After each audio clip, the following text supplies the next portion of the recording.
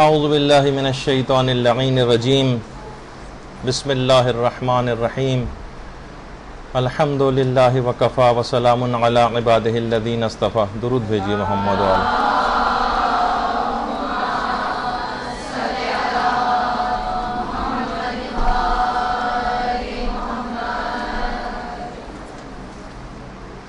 جیسے کہ آپ لوگوں کے سب کے علم میں ہے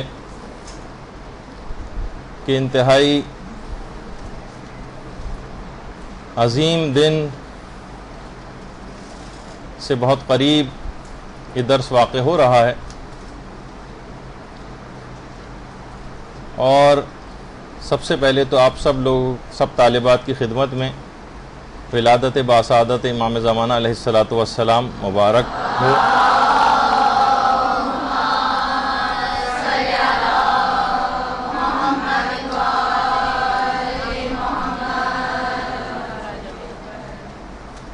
یہ محبت اہل بیت جو سب شیعوں کے دلوں میں پائی جاتی،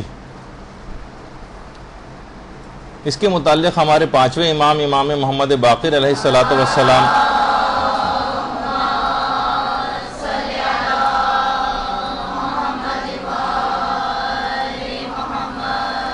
فرماتے ہیں کہ جو اس حالت میں صبح کرے کہ وہ اپنے دل میں ہم اہل بیت کی محبت کی ٹھنڈک کو پائے، اسے چاہیے کہ وہ اس بادی النعم پر اللہ کی حمد کرے. لوگوں نے پوچھا کہ ابنا رسول اللہ یہ بادی النعم سے کیا مراد ہے؟ تو امام نے فرمایا ولادت کی پاکیزگی. معانی الاخبار میں بھی ہے، امالی شیخ صدوق کی بھی روایت ہے یہ،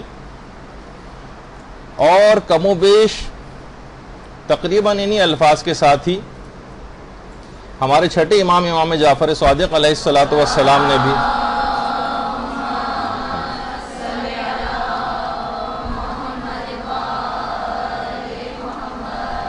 کہ جو بھی اپنے دل میں ہم اہل بیت کی محبت کی ٹھنڈک کو پائے، اسے چاہیے کہ وہ اپنی ماں کے حق میں زیادہ سے زیادہ دعا کرے کہ بے شک اس نے اس کے باپ کے حق میں کوئی خیانت نہیں کی.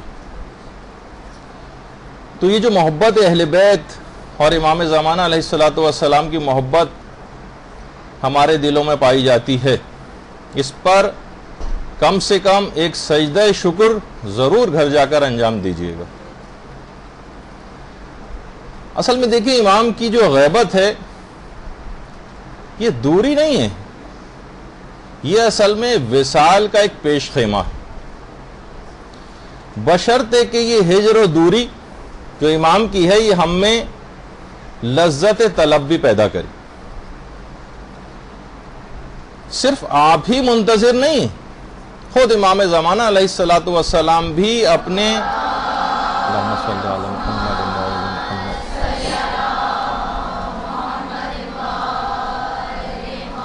وہ بھی اپنے ظہور کے منتظر. جب بھی امام کا ایک لقب منتظر بھی ہے، ایک لقب منتظر بھی ہے، لیکن امام کا ایک لقب اور ہے جسے غریم کہا جاتا ہے. غریم کے معنی قرض دار کے بھی ہیں، اور غریم کے ایک معنی قرض خواہ کے بھی ہیں. یعنی امام کے اوپر احکامات الہی کا نفاذ ایک قرض کی طرح سے، جس کو ادا کرنے کے لیے آپ انتہائی بے چین ہیں، اور اس طرح سے بے چین ہیں جیسے کوئی قرضدار اپنے قرض کی ادائیگی کے لیے بے چین ہوتا. اچھا، اس زمانے میں بھی یہ لقب مشہور ہوا کرتا تھا، اور امام کے اس لقب کو لوگ استعمال کرتے تھے. لوگ اپنی حقوق شرعیہ، واجبات اور اموال، خمس وغیرہ بھی اسی لقب کو استعمال کرتے ہوئے مختلف واسطوں اور مختلف لوگوں سے امام زمانہ علیہ السلام کی خدمت میں پہنچایا کرتے تھے. اور مال دیتے وقت یہ کہتے تھے، اچھا اس زمانے میں آپ کو پتہ ہے کہ تقیہ کا دور ہوتا تھا، کہتے تھے کہ اسے ہمارے غریم یعنی ہمارے قرض خواہ تک پہنچا دینا. دیکھیے اتنے سخت ترین ماحول میں، جبکہ آپ کو پتہ ہے کہ خمس لینے کے دوسرے معنی یہ ہوتے تھے کہ یہ شخص کوئی متوازی حکومت بنا رہا ہے جو خمس جمع کر رہا ہے. سخت ترین تقیے کے دور میں بھی کتنے واسطوں سے لوگ یہ سب چیزیں حوائج شرعیہ امام کی خدمت میں بھجوایا کرتے تھے، اور آج ہم دیکھتے ہیں کہ لوگ خمس معاف کرنے کے بہانے پوچھتے ہیں، طریقے پوچھتے ہیں، اور مختلف ہیلوں سے کوشش کرتے ہیں کہ خمس ہم ادا نہ کرنے پائیں۔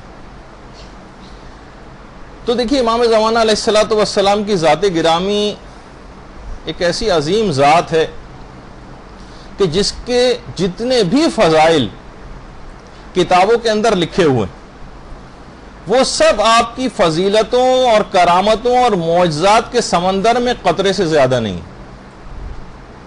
ایسا نہیں کہ جو بس کتابوں کے اندر فضائل لکھے ہوئے یہاں تک بات، نہیں، فضائل کے سمندر میں قطرے سے بھی زیادہ نہیں ہے جتنی بھی ہزاروں لاکھوں کتابوں کے اندر امام کے فضائل لکھے ہوئے۔ اچھا، ہمارے ہر آنے والا امام دوسرے امام کی تصدیق کرتا ہے، ایک ایسا پاکیزگی کا ایک سلسلہ ہے، کڑیاں ہے، ایک زنجیر ہے جس کے اندر یہ سب پروئے ہوئے ہیں۔ جیسے کہ آپ لوگوں کے علم میں ہے کہ علامہ محمد اقبال یہ ابتداءً علامہ اقبال امام زمانہ پر اعتقاد نہیں رکھتے تھے، لیکن جب ان کی ملاقات آیت اللہ سید احمد زنجانی سے ہوئی، یہ آیت اللہ سید احمد زنجانی آیت اللہ شبیری زنجانی کے والد، جو موجودہ مراجع میں سے بھی ایک ہیں شبیری زنجانی۔ ایک زمانہ تھا کہ آیت اللہ سید احمد زنجانی پنجاب آئے تھے اور وہاں پر علامہ اقبال سے ان کی ملاقات ہوئی تھی۔ علامہ اقبال نے ان سے ملاقات میں کہا کہ امام زمانہ کا مسئلہ میری سمجھ میں نہیں آ رہا ہے، باقی 11 کے متعلق تو ہمیں پتہ ہے کہ وہ موجود تھے، سامنے تھے لوگوں کے، لیکن 12ویں کی غیبت مجھے سمجھ میں نہیں آتی۔ تو آیت اللہ زنجانی مسکرائے اور کہا کہ اگر آپ 11 کی امامت پر یقین کر لیں گے تو ہم 12ویں پر اصرار نہیں کریں گے، یعنی 11 ائمہ کی ولایت کو ماننے کا لازمی نتیجہ ہی نکلے گا کہ وہ 12ویں امام کی امامت پر ایمان کی صورت میں وہ نتیجہ ظاہر ہو جائے گا۔ اور اس کے بعد علامہ اقبال جو تھے، آغا حائری جو ایک مشہور علماء میں سے تھے، ان کے پاس جانا شروع ہوئے اور کچھ ہی عرصے میں علامہ اقبال کا یہ نظریہ تبدیل ہو گیا تھا، اور اس کے بعد انہوں نے پھر امام زمانہ کے متعلق کافی سارے اشعار بھی کہے۔ دنیا کو ہے اس مہدی برحق کی ضرورت، ہو جس کی نگاہ زلزلہ عالم افکار، کبھی ہے حقیقت منتظر نظر آ لباس مجاز میں، کہ ہزاروں سجدے تڑپ رہے ہیں میری جبین نیاز میں۔ اور کتنے اور اشعار جو ہیں علامہ اقبال نے مستقل اس سلسلے میں کہے، جس میں امام زمانہ پر اپنے اس عقیدے کا اظہار کیا۔ اب میرے پاس اتنا وقت نہیں کہ یہ سارے اشعار پڑھوں، لیکن بہرحال تاکہ آپ کے دماغوں میں یہ چیز رہے۔ اچھا، اب دماغ میں یہ بات بھی رہنی چاہیے کہ دیکھیے ہماری بڑی خوش قسمتی ہے کہ ہم پیدا ہی ہوئے ہیں اس نظریے کو ساتھ لے کر، یہ اس عقیدے کے حامل ہم بچپن سے، لیکن جو یہ اعتقاد لے کر پیدا بھی ہو رہے ہیں وہ بھی ہمیں اب نظر آ رہا ہے کہ امام کو یاد نہیں کرتے، یا یاد اگر کریں بھی تو صرف لقلقہ لسانی، صرف ایک زبان کی حد تک صرف ایک بات رہتی ہے، اس سے آگے جو ہے وہ بڑھتے ہم کو نظر نہیں آتے۔ علماء فرماتے ہیں کہ کیا آپ نہیں چاہتے کہ قبر کے جو سنسان اور وحشتناک ایک گھر سے دوسرے دنیا میں جب منتقل ہونے لگتا ہے انسان، تو اس کی جو پہلی گھڑیاں آئیں گی قبر میں، وہ حضرت حجت کی کرم و عنایت کی اس موقع پر اس قدر بارش ہو جائے کہ قبر کی وحشت اور بے چینی بالکل ہی ختم ہو کر رہ جائے۔ کیا نہیں چاہتا انسان؟ تو لہٰذا ضروری ہے کہ اگر وہ یہ سب چیزیں چاہتا ہے تو اپنی اسی زندگی میں وہ اپنا رخ امام زمانہ علیہ الصلوۃ والسلام کی طرف کر لے۔ اللہم صلی علی محمد۔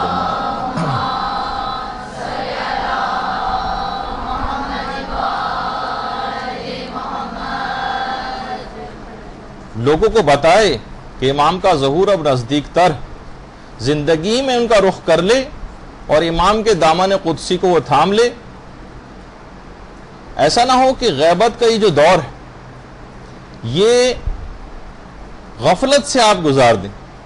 دیکھیے یہ آزمائش کا وقت ہے، اسے عام وقت نہ سمجھا جائے. ہمارے چھٹے امام بہار الانوار کی 5ویں جلد میں یہ بات ارشاد فرماتے ہیں، اللہم صلی علی محمد و علی محمد،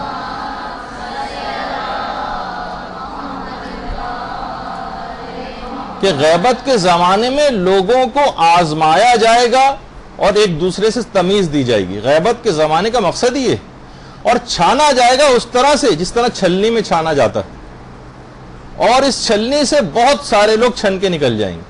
غیبت یہ جو ہے زمانہ، یہ آزمائش کا زمانہ ہے، اور محکم یقین رکھنے والے اور عمل صالح رکھنے والے افراد یہی کامیاب افراد میں شامل ہوں گے. وہ جو اپنے زمانے کے امام کو نہیں پہچانا وہ جاہلیت کی موت مرا، جو حدیث بھی ہے، یہ تمام فریقین اس کے اوپر متفق ہیں، کیونکہ گویا یہ جو عدم معرفت امام زمانہ ہے یہ جاہلیت کی موت کی طرف انسان کو لے جاتی ہے.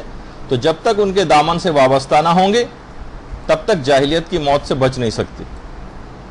اچھا، اب کیا کریں کہ ہمیں صحیح طور پر معرفت امام زمانہ علیہ السلام حاصل ہو جائے؟ ذمہ داریاں کیا ہیں، فرائض کیا ہیں، یہ آپ کو سب سے پہلے دیکھنا. دیکھیے پہلی بات تو یہ ہے کہ جس کی طرف آج کل بہت سے ضرورت سے زیادہ عملیت پسند ایک چیز کا مذاق اڑانے لگے ہیں، جسے کہا جاتا ہے دعا. دیکھیے تعجیل فرج کی جو دعا ہے کہ پہلی ذمہ داری، تعجیل فرج کی جو دعائیں یہ پہلی ذمہ داری کہ زیادہ سے زیادہ حضرت حجت کی ظہور کی دعا کی جائے. ہمارے چھٹے امام جعفر صادق علیہ السلام فرماتے ہیں،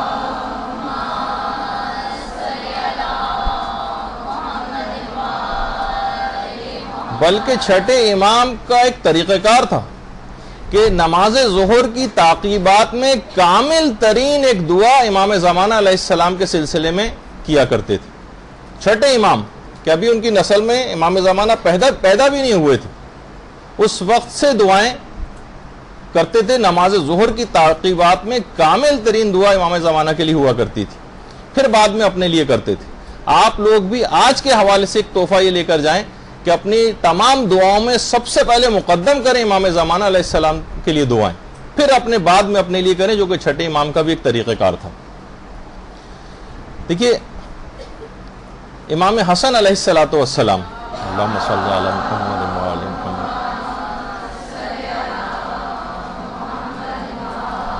عالم مکاشفہ میں، مکاشفہ وہ ہوتا ہے جو جاگتی آنکھوں سے ہوتا ہے، ایک تو خواب کی بات نہیں، آنکھوں سے.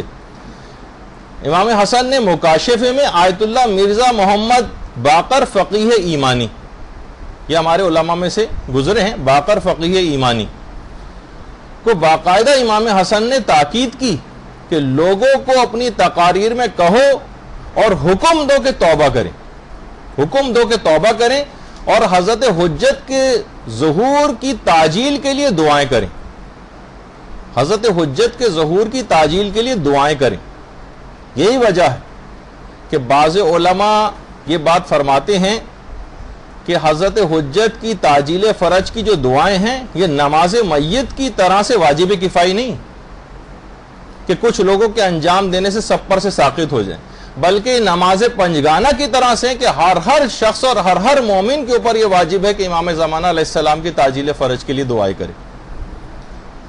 تو یہ دماغ میں ایک چیز رہے خاص طور پر، اور یہی بات جو ہے مکیال المکارم میں کی پہلی جلد کے اندر جو ہے وہ نقل کی گئی.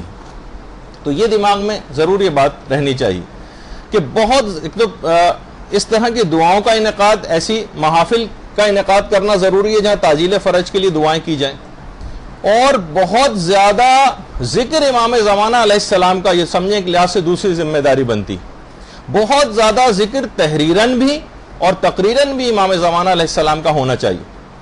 جو کتاب بوستان ولایت اس کی دوسری جلد میں امام حسین علیہ السلام نے، اللہم صلی علی محمد و علی محمد،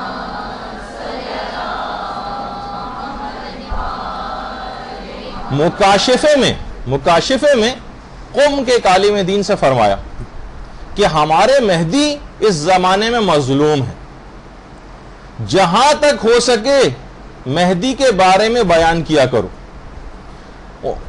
زبان سے کہو، قلم چلاؤ۔ اگر اس معصوم شخصیت کے لیے تم نے کچھ کہا گویا تمام معصومین کے متعلق کہہ دیا۔ امام حسین علیہ السلام کے الفاظ ہیں جو قوم کے ایک عالم دین سے مکاشفے میں کہیں۔ اور پھر آگے امام نے فرمایا کہ چونکہ یہ زمانہ مہدی کا زمانہ ہے، مناسب ہے کہ انہی کے متعلق باتیں بیان کی جائیں۔ بعض اوقات یہ ہوتا ہے نا کہ ہم کسی امام کا تذکرہ کسی محفل کے اندر کر بھی رہے ہوتے ہیں تو لوٹ پھر کر کے وہی کہ جس کی ہم نے پہلے سے تیاری کی ہوئی ہے، مثلا امیر المومنین، انہی کے متعلق بیان کرنا شروع کر دیا۔ نہیں، اس امام کا حق بھی ادا ہونا چاہیے۔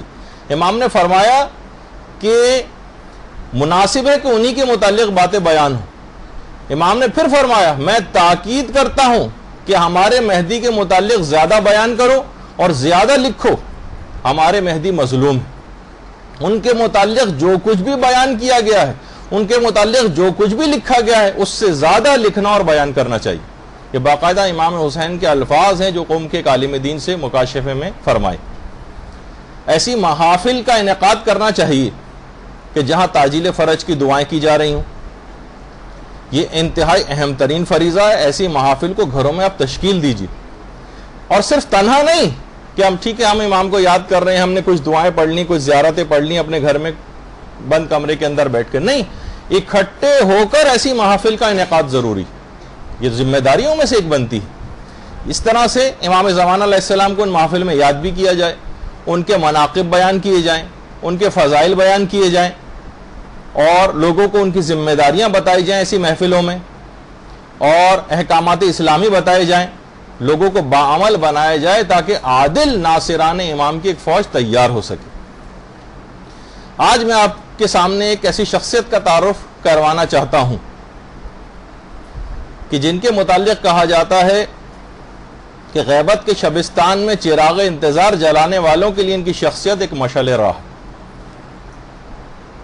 آیت اللہ مہدی پور، آیت اللہ مہدی پور 30 سال سے، مہدی پور پے واورے، 30 سال سے اپنی قلم کو، اپنی زبان کو امام زمانہ کے لیے ایسا استعمال کیا ہے کہ گویا ایک لحاظ سے حق ادا کر دیا۔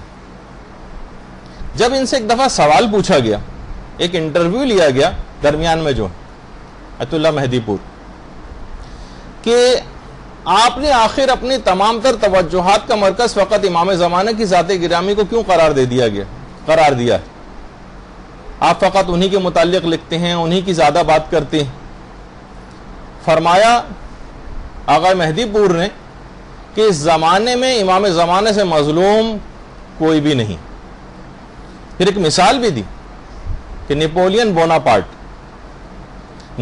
بوناپارٹ اگر دیکھا جائے تو لاکھوں جرائم اس کے ہیں، نہ یہ کوئی ماڈل ہے، نہ یہ کوئی نمونہ ہے، نہ اس کی کوئی سیرت ہے، نہ اس کا کوئی کردار ہے اگر دیکھا جائے، اور نہ جانے کتنی سینکڑوں اور ہزاروں کتابیں نیپولین بوناپارٹ کی سیرت پہ لکھی جا چکی، لیکن یہ حجت خدا، آدم سے لے کر خاتم تک جو تمام انبیاء کا ایک تنہا وارث، اس پر جتنی بھی کتابیں اب تک شائع ہوئی ہیں یا غیر مطبوعہ ہیں، پبلشڈ اور ان پبلشڈ، ان سب کتابوں کو بھی اگر جمع کیا جائے تو ان کی تعداد 3000 سے زیادہ نہیں۔ کیونکہ اگر آپ کو ایک دفعہ پہلے بھی ہماری سلسلے میں گفتگو ہوئی تھی تو میں نے ایک چیز بیان کی تھی کہ ایسا لوگ چھاپتے ہیں، ایسی اپنی جو بھی کاز ہوتا ہے اس کی ایسی خدمت انجام دیتے ہیں کہ selections from the Reader's Digest پتہ نہیں کتنے کروڑ کی تعداد میں چھپتا ہے ہر مہینے، کروڑوں کی تعداد میں ریڈرز ڈائجسٹ جو ہے اس کو آپ دیکھیں، اس کے سلیکشن کو آپ اگر آپ دیکھیں کتنی بڑی تعداد میں، تو کتنے امام زمانہ مظلوم ہیں کہ آدم سے لے کر خاتم تک کے 1,24,000 انبیاء کے تنہا وارث، اور اتنا کم لوگ ان کی طرف متوجہ۔ انہوں نے کہا ایک وجہ اور بھی، میں نے کیوں یہ کام شروع کیا امام زمانہ کے متعلق، کہہ رہے ہیں آج سے تقریباً 20 سال پہلے میں نے خواب دیکھا تھا، ایک خواب، خود فرماتے ہیں اگرچہ خواب حجت نہیں ہوتا لیکن کبھی کبھی خواب رہنما ثابت ہوتا ہے اور زندگی میں نور داخل کر دیتا ہے۔ ہر دفعہ نہیں، جیسے کہ چھوٹے موٹے الٹے سیدھے قسم کے خواب آپ لوگوں کو آتے ہیں تو فوراً تعبیر پوچھنا شروع ہو جاتے ہیں اس کی. نہیں، کبھی کبھار ایسے خواب ہوتے ہیں کہ واقعاً اور رہنما ثابت ہوتے ہیں اور زندگی کے اندر ایک نور داخل کر دیتے ہیں. میں نے خواب میں دیکھا کہ پیغمبر اسلام اور امیر المومنین علیہ الصلوۃ والسلام بیٹھے ہوئے ہیں. اللہم صل علی محمد وعلی محمد. اور ساتھ ہی پیغمبر اسلام اور امیر المومنین کے ساتھ ہی حضرت حمزہ سید الشہداء اور مالک اشتر یہ بھی ان کے ساتھ ہی بیٹھے ہوئے ہیں کہ مالک اشتر کی قبر ہے آپ کے سامنے. اور مالک اشتر اور حضرت حمزہ خطیب اور ذاکرین کی ایک لائن لگی ہوئی ہے اور اس میں اس قطار میں سب لوگ کھڑے ہوئے ہیں اور حمزہ اور مالک اشتر سب کو نمبر دے رہے ہیں. کہہ رہے میں مطمئن تھا، میں بھی قطار میں لگا ہوا تھا. اس زمانے میں جوان تھا اور خوب مطالعہ بھی کرتا تھا. ظاہر ہے کہ مدرسۃ القائم کی میں تو داخلہ نہیں لیا ہوا تھا کہ یہاں آنے کے بعد کتابوں وغیرہ پڑھنے کے اوپر پابندی لگ جائے. یعنی کہ جیسے کہ ظاہر ہے کہ اتنے عرصے سے آپ کی خدمت انجام دے رہے ہیں، معلوم تو چلتا ہے نا کتنی خواتین کتابیں پڑھ رہی ہیں، لائبریری سے کتنا استفادہ کر رہی ہیں. یہاں تو ہمیں یہ والی صورتحال زیادہ آپ لوگوں کی نظر آتی ہے، جیسے تالا لگا دیا گیا اور کتابیں پڑھنا بالکل موقوف کر دی. کہتے ہیں میں خوب مطالعہ بھی کرتا تھا اور میں مطمئن تھا کہ مجھے تو بہت ہی اچھے نمبر ملیں گے. مفید تقریریں کرتا تھا اور میں اطمینان میں تھا کہ کم سے کم 90 نمبر تو 100 میں سے مجھے ضرور ملیں گے. میں حضرت سید الشہداء کے پاس جب پہنچا تو حضرت سید الشہداء، کیونکہ حضرت حمزہ کا بھی ایک لقب سید الشہداء جب امام حسین کے بعد پھر مخصوص ہو گیا ہمارے امام حسین کے لیے، لیکن بہرحال ان کا بھی ایک لقب ہے. میں ان کے پاس جب گیا تو دیکھا کہ مجھے 60 نمبر دیے. 60. میں نے ان سے تو کچھ نہیں کہا، وہ اپنی کاپی لے کے میں پیغمبر اسلام کے پاس آیا کہ اور شکایتاً میں نے کہا کہ یا رسول اللہ دیکھیے اتنے کم نمبر سے 60 نمبر مجھے حضرت حمزہ نے دیے. پیغمبر نے کہا کہ جاؤ میرے چچا حمزہ ہی سے جا کر دریافت کرو کہ ایسا کیوں کیا ہے. میں دوبارہ حضرت حمزہ کے پاس آیا، کہا کہ اتنے کم نمبر. فرمایا تم ہر حوالے سے تقریر تو بہت اچھی کرتے ہو، البتہ ایک چیز کی کمی ہے، تم اپنے زمانے کے امام کے متعلق بہت کم گفتگو کرتے ہو. اچھا، کہہ رہے ہیں کہ بس اس کے بعد کہا کہ میں اس کے بعد خواب سے بیدار ہوا اور اس کے بعد میں نے عہد کر لیا کہ اپنی تقریر کا تیسرا حصہ امام زمانہ علیہ السلام کی ذات گرامی کے لیے مخصوص کر دوں.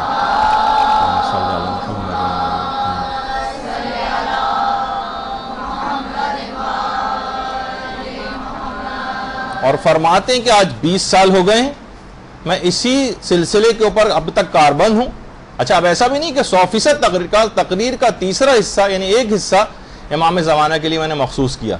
پھر اس کے بعد فرماتے ہیں میں نے جب اس پہ کام شروع کیا تو اس راہ میں نے جتنے قدم آگے بڑھائے اتنی ہی زیادہ امام زمانہ کی عنایات شامل ہوتی چلی گئیں اور میں مزید سے مزید کوششیں کرتا چلا گیا. تو اچھا، خود آغا مہدی پور اب ماشاءاللہ بھی حیات ہیں، جو بھی کوئی جائے ان سے جا کر مل بھی سکتا ہے. اتنے سادہ زندگی گزارتے ہیں کہ ہمارے بہت سے دوست جو قوم میں رہتے ہیں کبھی کبھار کسی درس کا انعقاد کرتے ہیں اور امام زمانہ کے سلسلے میں مہدی پور کو بلاتے ہیں تو کبھی گاڑی وغیرہ بھیجنے کا کوئی تکلف نہیں ہوتا، خود بس میں بیٹھتے ہیں، بس میں بیٹھ کر آتے ہیں اور ناراض ہوتے ہیں کہ اس تکلف کی ضرورت کیا، جب میرے گھر کے سامنے سے بس آتی ہے میں کہیں بھی بس میں بیٹھ کے کہیں پہ بھی جا سکتا ہوں، تو کیا ضرورت ہے ان تکلفات میں پڑھنے کی. انتہائی سادہ ترین زندگی گزارتے ہیں. خود آغا مہدی پور فرماتے ہیں کہ اگرچہ میرے والد عالم دین نہیں تھے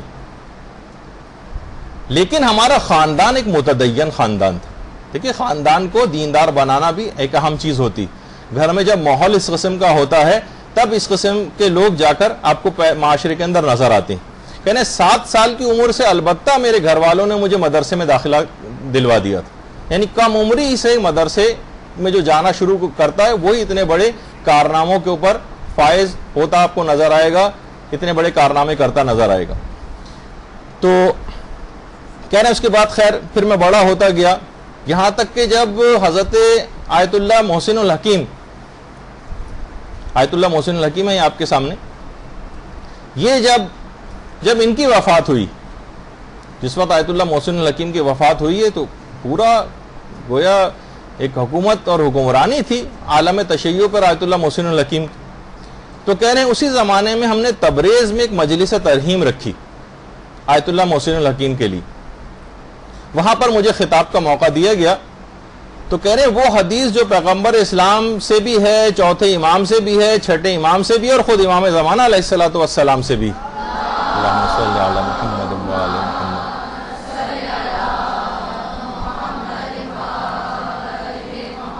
کہ حضرت حجت کی غیبت میں مثال ایک سورج کی جو بادلوں کی اوٹ میں ہوتا ہے, وہ جو پوری ہے, میں اس کا مفہوم بتا رہا ہوں, اور اس سے ساری کائنات کو اور پوری دنیا کو اس سے فیض پہنچتا. تو کہہ رہے ہیں ایک اس سلسلے میں ایک نقطہ جو اس سے پہلے کبھی بیان نہیں ہوا تھا, وہ میں نے ایک اور نقطہ وہاں پر بیان کیا کہ سورج کا ایک اہم ترین فائدہ نظام جہان کی بقا بھی. یعنی اگر سورج کو نکال دیا جائے, یعنی نظام شمسی میں جو سورج کا کردار ہے, وہ اس کی جو قوت جاذبہ اس کے اندر سورج کے اندر پائی جاتی ہے, قوت جاذبہ. اور آپ کو پتہ ہے کہ ریپلشن کی ایک قوت ہوتی ہے اور ایک اٹریکشن کی قوت ہوتی ہے. تو کہہ رہے ہیں ان کا آپس میں جو تعادل, ایک دوسرے کو جو نیوٹرلائز کرتے ہیں اور اپنے اپنے مداروں کے اندر رہتے ہیں. یہ سورج کا ایک بہت بڑا اس سلسلے میں کام ہے. تو کہا کہ میں نے اس پہ پورا ایک مقالہ لکھا, اور اس کے بعد اس مقالے کو میں نے آیت اللہ ناصر مکارم شیرازی کو دکھایا, جو الٹے ہاتھ پہ آپ کو نظر آ رہے ہیں, آیت اللہ ناصر مکارم شیرازی. انہوں نے اس مقالے کو بہت زیادہ پسند کیا اور مجھے چھپوانے کی تاکید کی. کہتے ہیں کہ البتہ یہ جو سورج بادلوں کی اوٹ میں جو فائدہ پہنچاتا ہے دنیا کو, اگرچہ علامہ مجلسی نے اس حدیث میں جو تشبیہ بیان کی ہے اس میں 8 وجوہات ذکر کی ہیں کہ یہ تشبیہ کیوں بیان ہوئی. میں نے جو کام کیا تھا وہ 9ویں وجہ بنتی تھی. یہ میرا پہلا کام تھا جو 32 سال پہلے میں نے کیا تھا. کہہ رہے ہیں اس کے بعد بس ایک توفیقات کا ایک دروازہ کھل گیا, اور امام زمانہ پر مختلف موضوعات کے دروازے کھلتے چلے گئے, اور میں کام کرتا چلا گیا. اس کے بعد میں نے کتاب لکھی, وہ آئیں گے, ایک کتاب میں نے لکھی, اور جو اب تک 10 بار چھپ چکی. اس کے بعد میں نے یوم الخلاص کا ترجمے کا کام شروع کیا. 2 جلدیں ہیں یوم الخلاص کی اور شیخ کامل سلیمان کی, اور 1300 سے زیادہ صفحات ہیں, اور اس میں 18,500 احادیث پر میں نے اعراب لگوائے. 18,500. اور آپ نے دیکھا ہوگا کہ ہر کتاب کے شروع میں ایک انڈیکس ہوتا ہے. میں نے 18 قسم کی فہرستیں تیار کی اس کے لیے, اس میں لگوائیں, کیونکہ کام اس سے پہلے کبھی بھی نہیں ہوا تھا, جس سے یہ کتاب انتہائی مفید ہو گئی. کوئی شخص چند منٹ میں ہی اپنا موضوع اس میں تلاش کر سکتا ہے ان فہرستوں کو دیکھنے کے نتیجے میں. کہہ رہے ہیں اس کے بعد پھر میں نے کتاب یوسف زہرا بھی لکھی, یوسف زہرا, اور امام پر جو 40 احادیث تھیں, جس میں 40 کتابوں اور 40 مصنفین کا تعارف کروایا گیا تھا, وہ میں نے لکھی. جس میں 40 احادیث ذکر ہوئی ہیں, اس کی تمہید میں جو لفظ اور کلمہ ہے 40, اس کی 40 احادیث سے میں نے تشریح کی, جس میں 40 کا لفظ ذکر ہوا. اور ان تمام کاموں کے سلسلے میں نے یورپ کا دورہ کیا, ترکی کا دورہ کیا, اور استنبول کا جو کتب خانہ سلمانیہ ہے اس میں 4 لاکھ قلمی نسخے ہیں, جس سے زیادہ, یعنی پرنٹڈ بھی نہیں, ہاتھ سے لکھے ہوئے. وہ میں نے ان سب کو چیک کیا, امام زمانہ کے سلسلے میں احادیث نکالی, اور اس کام میں مجھے 20 سال لگ گئے. 20 سال کتب خانہ سلمانیہ میں 4 لاکھ قلمی نسخوں کو چھان کے 20 سال وہاں پہ انہوں نے گزارے. اور یہ بھی آغا مہدی پور فرماتے ہیں بہت اہم بات, کہ دیکھیے ایک طبعی بات ہے کہ کوئی بھی امام زمانہ کے حوالے سے جب بھی کوئی خدمت انجام دیتا ہے یا کوئی بھی مخلصانہ کام کرتا ہے, تو ان کی خوشنودی اس شخص کے اوپر اور ایک خصوصی توجہ اور عنایت امام زمانہ کی اس شخص پر ہونے لگتی. اللہم صلی علی محمد.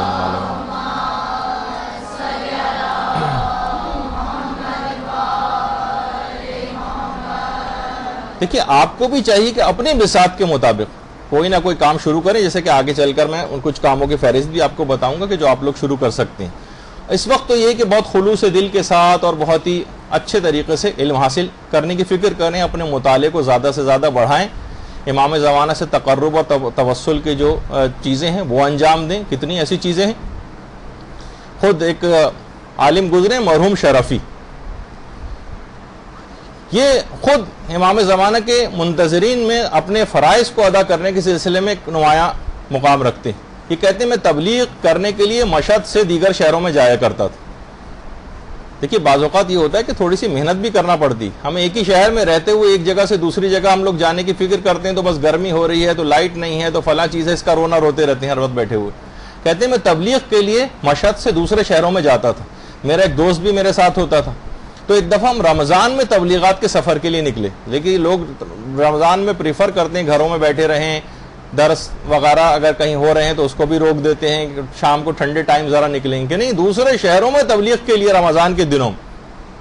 تو کہہ رہے ہیں میں اپنے ایک دوست کے ساتھ تہران آیا اور شیخ رجب علی خیاط سے ملاقات ہوئی.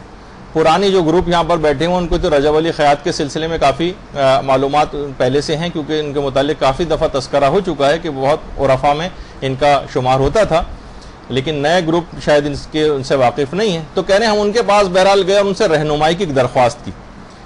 تو وہ گئے تھے ان کے پاس, تو انہوں نے قرآن کی ایک آیت ہے وَمَن يَتَّقِ اللَّهَ يَجْعَل لَهُ مَخْرَجًا, اس کا ایک عمل ہمیں بتایا اور کہا کہ تم صدقہ دو اور 40 دن تک روزے رکھو اور اس عمل کو ان 40 دنوں میں انجام دو. ایک خاص طریقے سے اس عمل کو بتایا کہ اس آیت کو پڑھا جائے اور پورے خلوص سے امام رضا علیہ الصلوۃ والسلام سے اللہم صلی علی محمد و علی محمد,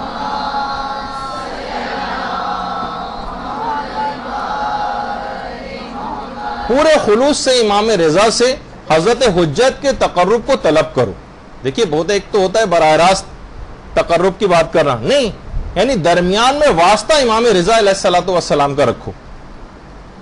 اور یاد رکھو انہوں نے ہدایت کی اس تقرب کے حصول میں کوئی مادی منفعت دماغ میں نہ ہو, کوئی مادی منفعت دماغ میں نہیں ہونی چاہیے. تو آغا شرفی کہتے ہیں کہ ہم نے بہرحال اس عمل کو کرنا شروع کیا, میرے دوست نے اور میں تو کچھ ایسا بیچ میں چیز آ گئی کہ میں اس عمل کو جاری نہیں رکھ سکا, لیکن میرے دوست نے اس عمل کو پورا کر لیا. اور کہہ رہے ہیں جب ہم اس عمل کو کرنے کے بعد اب جب ہم مشہد پہنچے اور امام رضا کے حرم میں پہنچے تو جب ہم زہری کی طرف متوجہ ہوئے, زہری کی طرف, تو ہم نے دیکھا اللہم صلی علی محمد و علی محمد,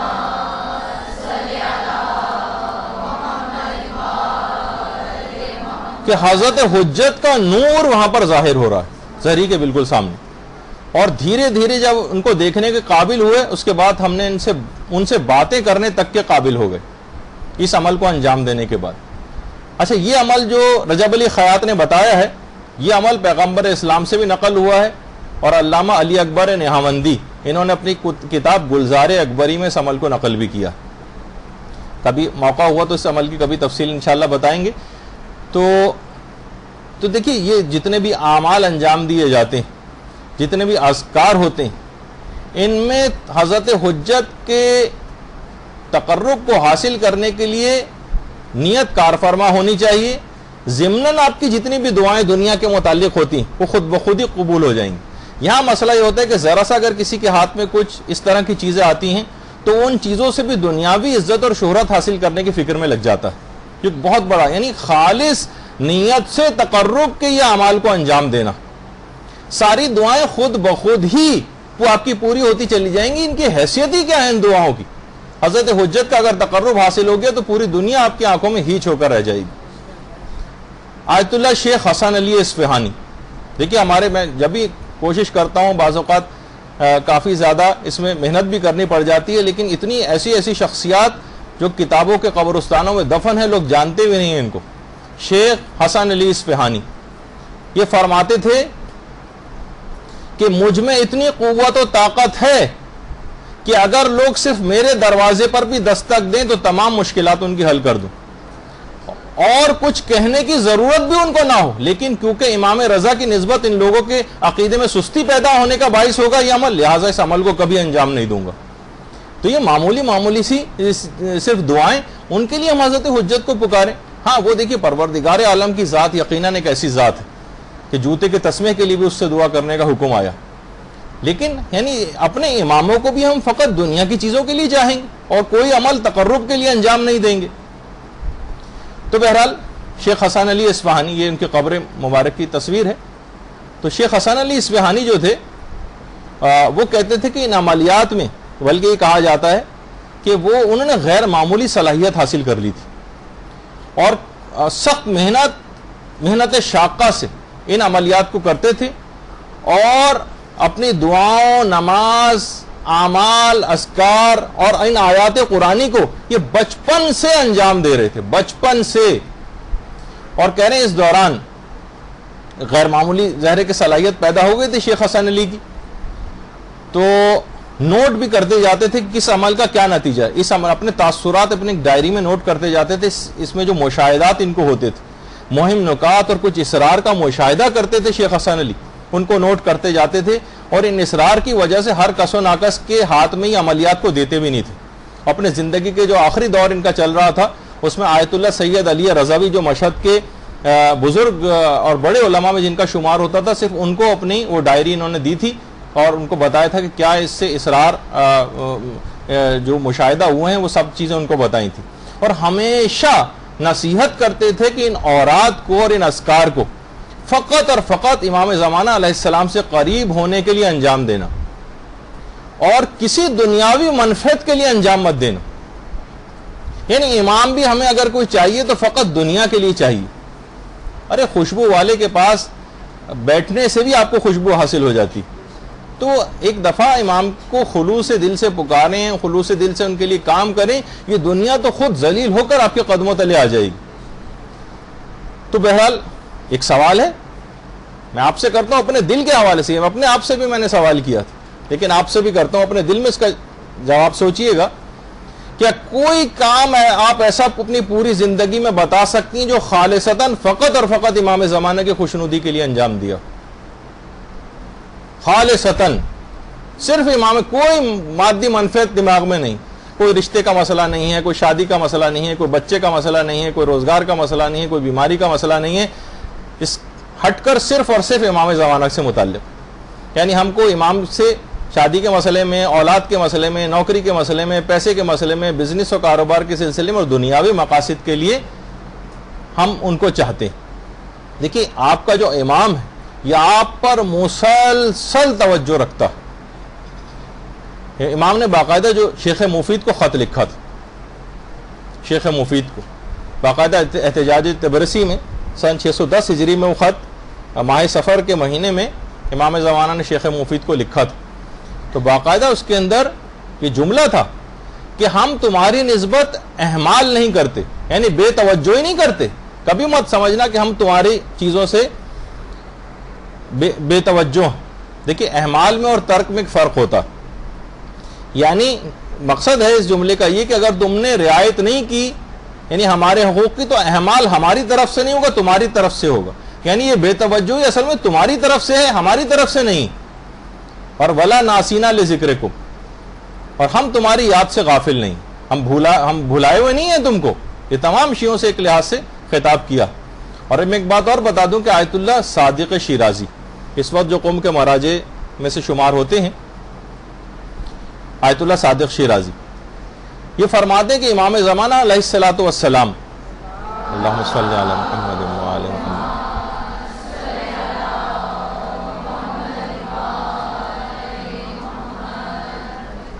تمام دنیا کے لوگوں کے حالات سے باخبر رہتے ہیں، خصوصاً شیعوں کے حالات سے باخبر رہتے ہیں، اور شیعوں میں بھی بالاخص خصوصیت کے ساتھ علماء کے حالات سے واقفیت رکھتے ہیں. ایک اسپیشل دلچسپی ہے امام کو، ان کے حالات کے ناظر اور شاہد ہیں.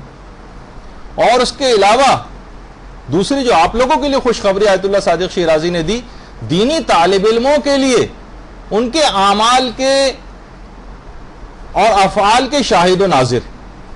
امام خصوصی دلچسپی رکھتے ہیں آپ کے اندر، پوری دنیا کے حالات سے ویسے واقف ہیں، تمام شیعوں کے حالات سے بالخصوص واقف ہیں، شیعوں میں بھی علماء کے حالات میں بہت زیادہ دلچسپی رکھتے ہیں اور دینی طالب علموں کے حالات میں بہت زیادہ دلچسپی رکھتے ہیں، آیت اللہ صادق شیرازی نے فرمایا.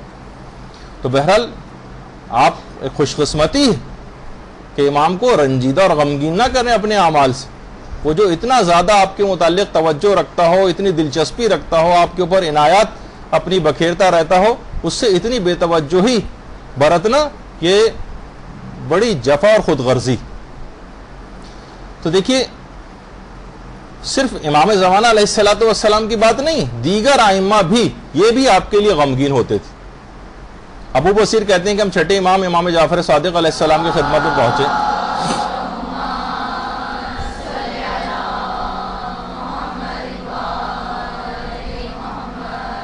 تو دیکھا کہ چھٹے امام زاروں قطار آنسوؤں کے ساتھ رو رہے ہیں.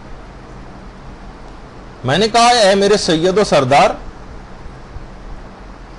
یعنی ابو بصیر جو ہے حیران رہ گئے کہ اس قدر زاروں قطار امام رو رہے ہیں.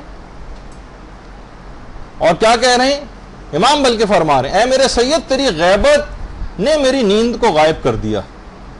امام زمانہ کو پہلے یاد کیا اور میرے آرام اور راحت کو ختم کر کے رکھ دیا. میرے دل کا سکون اور سرور چھین لیا. اور اے میرے سید، تیری غیبت نے میری مصیبت کو دائمی بنا دیا اور تکالیف و مصائب کو مجھ پر پے در پے کر دیا. راوی حیران، ابو بصیر حیران اور پریشان، کہہ رہے ہیں فرزند رسول، خدا آپ کو ہر بلا سے محفوظ رکھے. یہ گریے کا کون سا انداز ہے جو آپ نے اختیار کیا؟ ابو بصیر بھی حیران رہ گئے، یہ آپ کی کیسی حالت ہے؟ امام نے فرمایا میں نے آج ہی صبح کتاب جعفر کا مطالعہ کیا جس میں قیامت تک کے حالات کا تذکرہ کتاب جعفر میں، اور اس میں آخری حجت وارث پیغمبر کی غیبت کا میں نے مشاہدہ کیا ہے. اور غیبت کے جو طویل ترین دور ہے اس میں پیدا ہونے والے جو بدترین شکوک و شبہات ہوں گے، ایمان اور عقیدے کے میں لوگوں کے متزلزل ہونے کے حالات ہیں، اور شیعوں کے مبتلا شک و ریب ہونے اور اعمال سے غفلت کا میں نے مطالعہ کیا. شیعوں کے اعمال سے غفلت کا، کہ شیعہ نیک اعمال سے غافل ہو جائیں گے، اس امر نے مجھ کو اس طرح سے بے قرار ہو کر رونے پر مجبور کر دیا.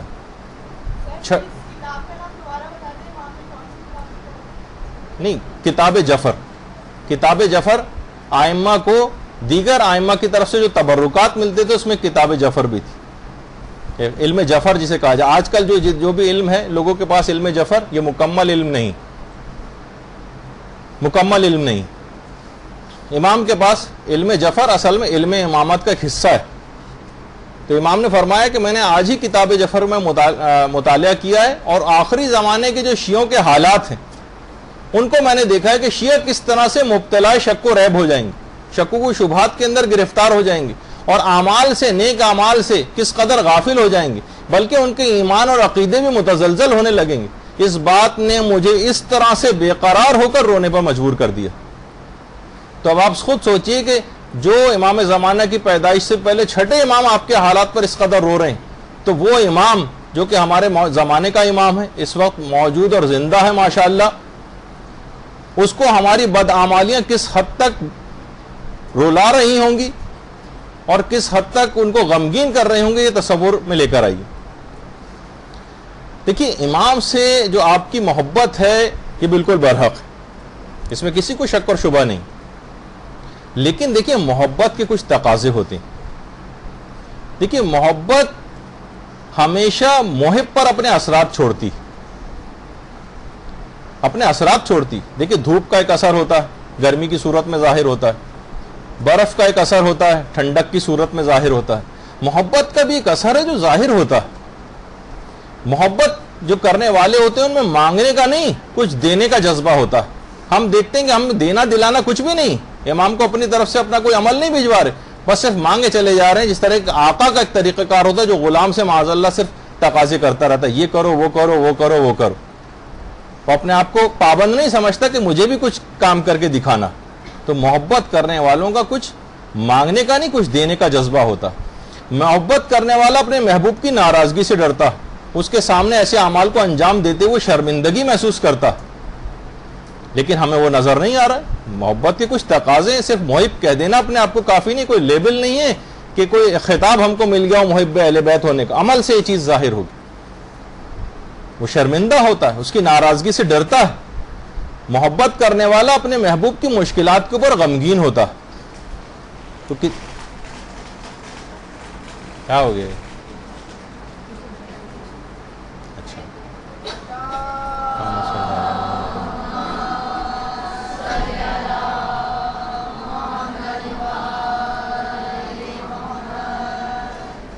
تو ان کی مشکلات پر وہ غمگین ہوتا ہے. محبت کرنے والا اپنے محبوب کی زیارت کا مشتاق ہوتا ہے, وہ انتظار کرتا ہے اس سے ملنے کے لیے. یہاں پہ ہمیں کوئی انتظار کرتا نہیں نظر آ رہا. محبت کو ہمیشہ محبوب مطلوب ہوتا ہے, ہر وقت وہ اس کا انتظار کر رہا ہوتا ہے, جبکہ ہمیں محبوب مطلوب نہیں, بلکہ اس کے حوالے سے ہمیں جو ہے وہ دولت چاہیے, اس کے حوالے سے نوکری چاہیے, اس کے حوالے سے شادی چاہیے, اس کے حوالے سے کاروبار چاہیے, اس کے حوالے سے اچھا رشتہ چاہیے, اس کے حوالے سے اولاد ہم طلب کرتے ہیں. خود وہ مطلوب نہیں ہوتا, اس کے حوالے سے دنیاوی چیزیں مطلوب ہوتی ہیں. یعنی ہمارا معیار محبت فقط یہ رہ گیا ہے کہ ہم ایک عدد جشن کا پروگرام کر لیں سالانہ, چند شعراء کا بلا کر کلام سن لیں, کچھ کھانا وغیرہ ہو, کچھ تبرک ہو, اور بہت ہوا تو ایس ایم ایس کے ذریعے ایک دوسرے کو مبارکبادیں دیتے رہیں. یہی ابتدا ہے, یہی انتہا ہے. کرنا کرانا کچھ بھی نہیں ہے, صرف زبانی جمع خرچ کی حد تک بات ہوتی ہے. اس کو منافقت کہا جاتا ہے, یہ زبانی جمع خرچ. دیکھیے کتنا آپ دعائے عہد کے اندر آپ پڑھتی کہ مولا میں عہد کرتی ہوں آج صبح اور ہر دن, جس دن میں جب تک میں زندہ ہوں, کہ وہ عقد اور بیعت جو میری گردن پہ, میں ہرگز اس سے منحرف نہیں ہوں گی. کتنے ہم جھوٹے وعدے اور عہد امام سے کرتے ہیں. کبھی ہم زیارت عاشورہ میں مثلا کہہ رہے ہوتے ہیں اے میرے امام, جس سے آپ کی سلو ہے اس سے میری سلو ہے, جس سے آپ کی جنگ ہے اس سے میری جنگ ہے. تو امام کی جنگ تو شیطان سے ہے, اور شیطان کو ہم نے اپنا جگری دوست بنا رکھا ہے. تو دیکھیے خود کو شرعی حدود کا پابند بنانا, ایسے کام کرنے ہیں جو امام جس کو پسند کریں. مثلا آپ خود دیکھیں کہ امام, ہم کہتے ہیں کہ امام کا ظہور جلد ہو جائے, امام جلد تشریف لے آئیں. کسی گھرانے کا کوئی جو باپ ہے, سربراہ ہے, اگر کسی دوسرے ملک سے کئی سال بعد آ رہا ہو, 5 سال بعد مثلا آ رہا ہے, اس کے استقبال کے لیے اگر آپ جائیں گے, مثلا باپ اگر ذرا سا بھی مذہبی اور وہ ان چیزوں کو پسند نہیں کرتا, اس کے استقبال کے ایئرپورٹ پہ ہم جا رہے ہیں اور ڈھول لے کر جا رہے ہیں اور ہارمونیم لے کر جا رہے ہیں اور گٹار لے کر جا رہے ہیں, تو یہ کیسا انتظار ہے, کہ کیا کہا جائے گا اس کو؟ کیا وہ باپ اس بات کو پسند کرے گا؟ اتنے سال بعد ایک تو وہ آ رہا ہے, امام زمانہ 1000 سال بعد مثلا تشریف لے کر آئیں گے, تو ہر وہ کام ہم ان کو کر رہے ہیں ان کے استقبال کے لیے جس سے وہ انتہائی سخت نفرت کرتے ہیں. جیسے وہ باپ مثلا جو 5 سال بعد اپنے گھر واپس آ رہا ہے, اس کے استقبال کے لیے تمام وہ چیزیں ایئرپورٹ پہ لے کے جا رہے ہیں جس سے وہ شدید, جس سے اس کو اذیت پہنچے. تو دیکھیے آپ کو چاہیے کہ اس وقت کی بھی لذت کو محسوس کریں کہ اگر ہم مر گئے اور امام ہماری قبر کے نزدیک آ کر کہیں کہ قم باذن اللہ, اٹھو اور میری دور حکومت میں یہ فلاں فلاں خدمت انجام دو, تو یاد رکھیں یہ وہی لوگ ہوں گے جو اس وقت اٹھائے جائیں گے جو مرنے سے پہلے کوئی خدمات دینی انجام دیتے ہوں, کسی نہ کسی شعبے میں کوئی خدمت دینی انجام دیتے ہوں گے. یہ کیسے ممکن ہے جس زمانے میں تم خود مکلف تھے, تم پر شرعی ذمہ داریاں تھیں, وہ ساری زندگی تم لاپرواہی سے گزار کر مر گئے اور کچھ کر کے نہیں دیا, اور مرنے کے بعد تمہیں زندہ کر کے کسی کوئی ذمہ داری دی جائے گی؟ خود سوچیں کہ عقل اور تصور میں آنے والی بات ہے یہ. ہم تو کہہ رہے ہیں کہ مولا ہم تو اپنی ذمہ داری جو ہے پوری کر دیتے ہیں, ولادت پہ ایس ایم ایس بھیج کر, چند لوگوں کو بلا کر مثلا جشن منا کر. میں ان کے خلاف بات نہیں کر رہا, جشن منانے چاہیے. ابھی تو ہم نے کہا کہ بزم دعا کا انعقاد ضروری ہے, امام کا تذکرہ, لیکن بات فقط وہیں تک نہ رہ جائے. یہ تو صرف ہم اپنی دل بستگی کے لیے کام کر لیتے ہیں, باقی پورے سال کیا کرنا ہے یہ ہم نہیں اس کو سمجھ رہے ہوتے. دیکھیے خودارہ اس سلسلے میں سستی نہ کریں. ظہور اچانک ہو جائے گا, اچانک. جبھی روایتوں میں یہ جملہ آیا کہ ظہور کی توقع صبح و شام رکھو, کبھی بھی صبح کو ہو سکتا ہے کل صبح ظہور کر لیں, ہو سکتا ہے آج شام امام ظہور کر لیں. اور شیخ مفید کو جو توقع امام نے لکھی تھی اس میں امام نے خود لکھا تھا, اور یہی امام رضا اور پیغمبر اسلام سے جو مروی حدیث ہے, اللہم صلی علی محمد و علی محمد,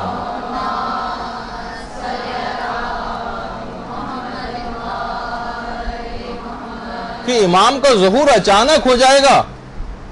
مسئلہ مسئلہ الساعت, ان کے ظہور کی مثال جو ہے قیامت کی سی.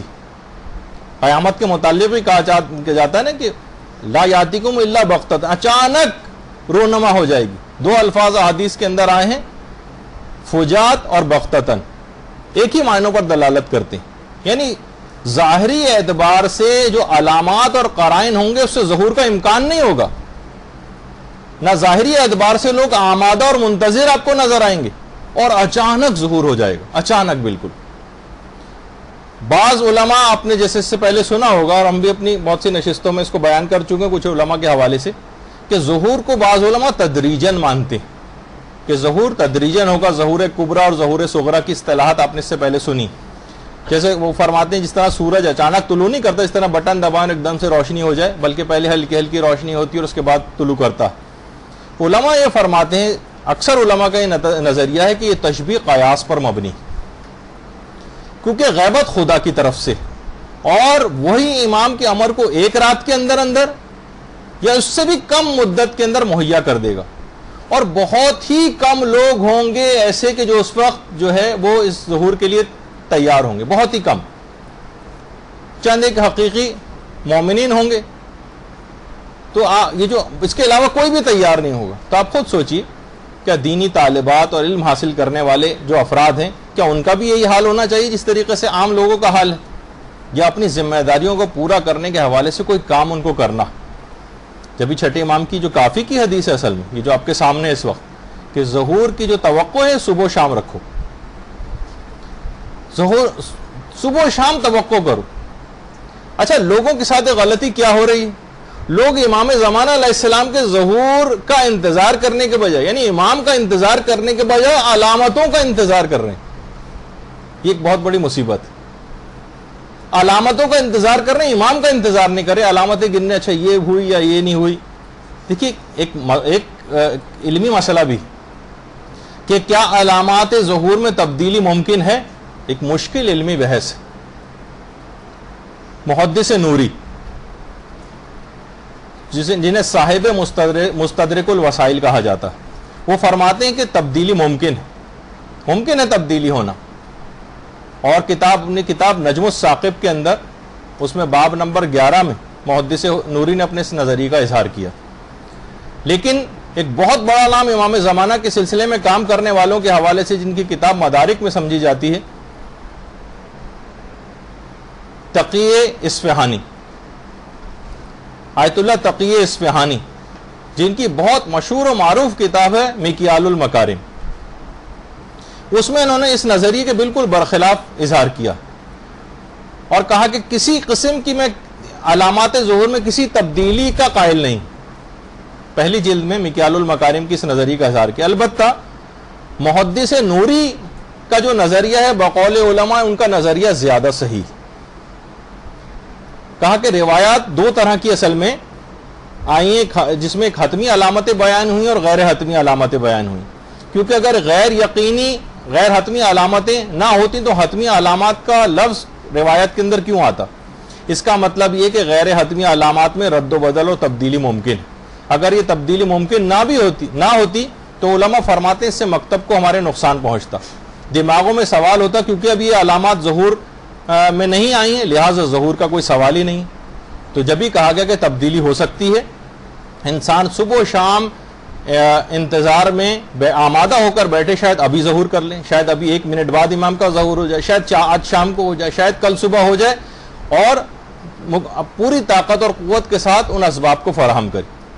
دیکھیے صرف عمل ضروری نہیں ہوتا، بعض اوقات یہ افراط و تفرید کا ہم شکار ہو جاتے ہیں۔ بہت سے عمل کے اتنے قائل ہیں کہ وہ دعا سے غافل ہو گئے، کچھ دعا کے پیچھے ایسے لگ گئے ہیں کہ عمل سے غافل ہو گئے۔ دونوں کے اندر ایک آپس میں تعاون ہے، ان میں کوئی تضاد اور دوری نہیں۔ دیکھیے اس کے حوالے سے، عرفا کے حوالے سے ایک بہت بڑا نام آیت اللہ بہاؤالدینی کا آتا ہے۔ آیت اللہ بہاؤالدینی وہ نہیں جو رہبر معظم کے یہاں پہ پاکستان میں نمائندے ہیں، بلکہ آیت اللہ بہاؤالدینی وہ ہیں جن کی حرم معصومہ قم کے اندر ہی ان کی قبر مبارک بھی عرفا میں شمار ہوتا ہے۔ ایک عرصے تک یہ اپنی جو دعائے قنوت پڑھتے تھے، اس میں کلمات فرج یا دعائے حفظ و سلامتی امام زمانہ جو ہے اللہم کن لولیک الفرج، یہ پڑھا کرتے تھے۔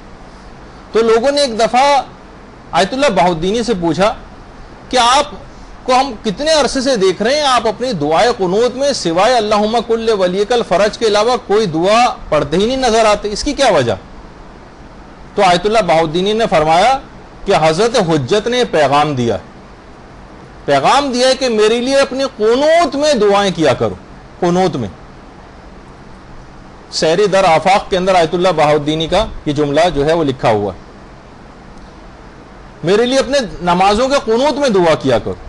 تو آپ لوگوں سے بھی یہ ہے کہ اللہم کن لولیک الفرج، یہ دوسری چیز ہے۔ ایک تو دعاؤں میں امام زمانہ کو مقدم کرنا ہی آج آپ کو خاص طور پہ ایک بات بتائی گئی علماء کی طرف سے، اور ایک یہ کہ اپنی اگر اب قنوت کے اندر اور دعائیں بھی پڑھیں، لیکن دعائے حفظ و سلامتی امام زمانہ اللہم کن لولیک الفرج یہ بھی کوشش کریں کہ زیادہ تر دفعہ پڑھیں۔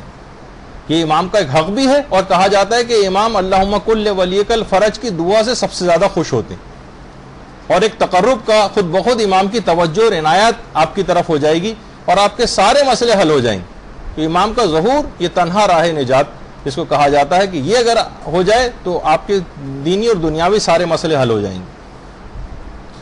تو دیکھیے ہمارے بہت سارے اعمال ایسے ہیں جو مانع ہو جاتے ہیں۔ حضرت آیت اللہ بہجت ایک جملہ ارشاد فرماتے تھے کہ تم کو معلوم ہے کہ حضرت حجت کی زیارت میں کون سی چیز مانع ہے، کون سی ایسی بات ہے جو آپ کو حضرت حجت کی زیارت نہیں ہونے دیتی؟ ایک جملے میں آقا بہجت نے بتایا، کہا کہ ترک واجبات اور ارتکاب محرمات، واجبات کو ترک کرنا اور حرام کاموں کا ارتکاب کرنا یہ تنہا حضرت حجت کی زیارت میں مانع چیز ہے۔ ورنہ ایسے علماء بھی گزرے ہیں کہ جو روزانہ حضرت حجت کی زیارت جن کو نصیب ہوتی۔ آیت اللہ سید ہاشم حداد، ان کا بڑا عرفا میں نام، اور یہ وہی ہاشم حداد ہیں جن کے متعلق میں نے پچھلی دفعہ بھی بتایا تھا کہ جب قبر سلمان فارسی پر گئے تھے تو روح سلمان فارسی قبر سے نکل کر باہر آ گئی تھی، اور کہا آپ میری پائنتی کی طرف نہیں بلکہ میرے سرہانے آ کر بیٹھے، وہ جو کہ پورا واقعہ آپ سن چکی ہیں اس سے پہلے۔ یہ وہی ہاشم حداد۔ ہاشم حداد آیت اللہ علی آقا قاضی کے شاگرد تھے۔ آیت اللہ علی آقا قاضی وہی ہیں جو آقا خوئی کے بھی استاد تھے، آیت اللہ بہجت کے بھی استاد تھے، اور ہاشم حداد کے بھی استاد تھے۔ کہتے تھے ہم ایک حالت دیکھتے تھے علی آقا قاضی کی کہ اٹھتے بیٹھتے ہر وقت، اور ایک حالت سے جب دوسری حالت میں جاتے تھے ایک جملہ بار بار کہتے تھے، یا صاحب الزماں، یا صاحب الزماں، بار بار یہ جملہ کہا کرتے تھے۔ جس طریقے سے دیکھیے، اور حالت کی تبدیلی میں بھی جب دیکھیے، جب جو احرام کے مستحبات ہیں اس میں کہ جس وقت انسان محرم ہوتا ہے اور احرام کی حالت میں ہوتا ہے تو جب بھی حالت کی تبدیلی ہو تلبیہ پڑھے، اٹھتے وقت، بیٹھا ہوا جب اٹھ رہا ہے تو تلبیہ پڑھے، بیٹھ رہا ہے تو تلبیہ پڑھے، بس رک رہی ہے تو تلبیہ پڑھے، بس چل رہی ہے تو تلبیہ پڑھے، پہاڑی پہ چڑھ رہا ہے، اونچائی جگہ پہ جا رہا ہے تو تلبیہ پڑھے، نیچے اترتے وقت تلبیہ پڑھے۔ تو یہ بھی جب حالتوں میں تبدیلی ہوتی تھی یا صاحب الزماں، یا صاحب الزماں کہتے تھے۔ ایک دفعہ کسی نے ان سے پوچھ لیا کہ آغا کیا کبھی آپ اتنا زیادہ ذکر کرتے ہیں ان کا اٹھتے بیٹھتے کہ کیا آپ کبھی حضرت حجت کی زیارت سے مشرف ہوئے ہیں؟ اب جملہ سنیے ان کا، آیت اللہ علی آقا قاضی کا، فرماتے ہیں اندھی ہو جائیں وہ آنکھیں جو صبح بیدار ہوں اور اولی نگاہ امام زمانہ کے رخ انور پہ نہ پڑے۔ اللہم صلی اللہ علیہ وسلم۔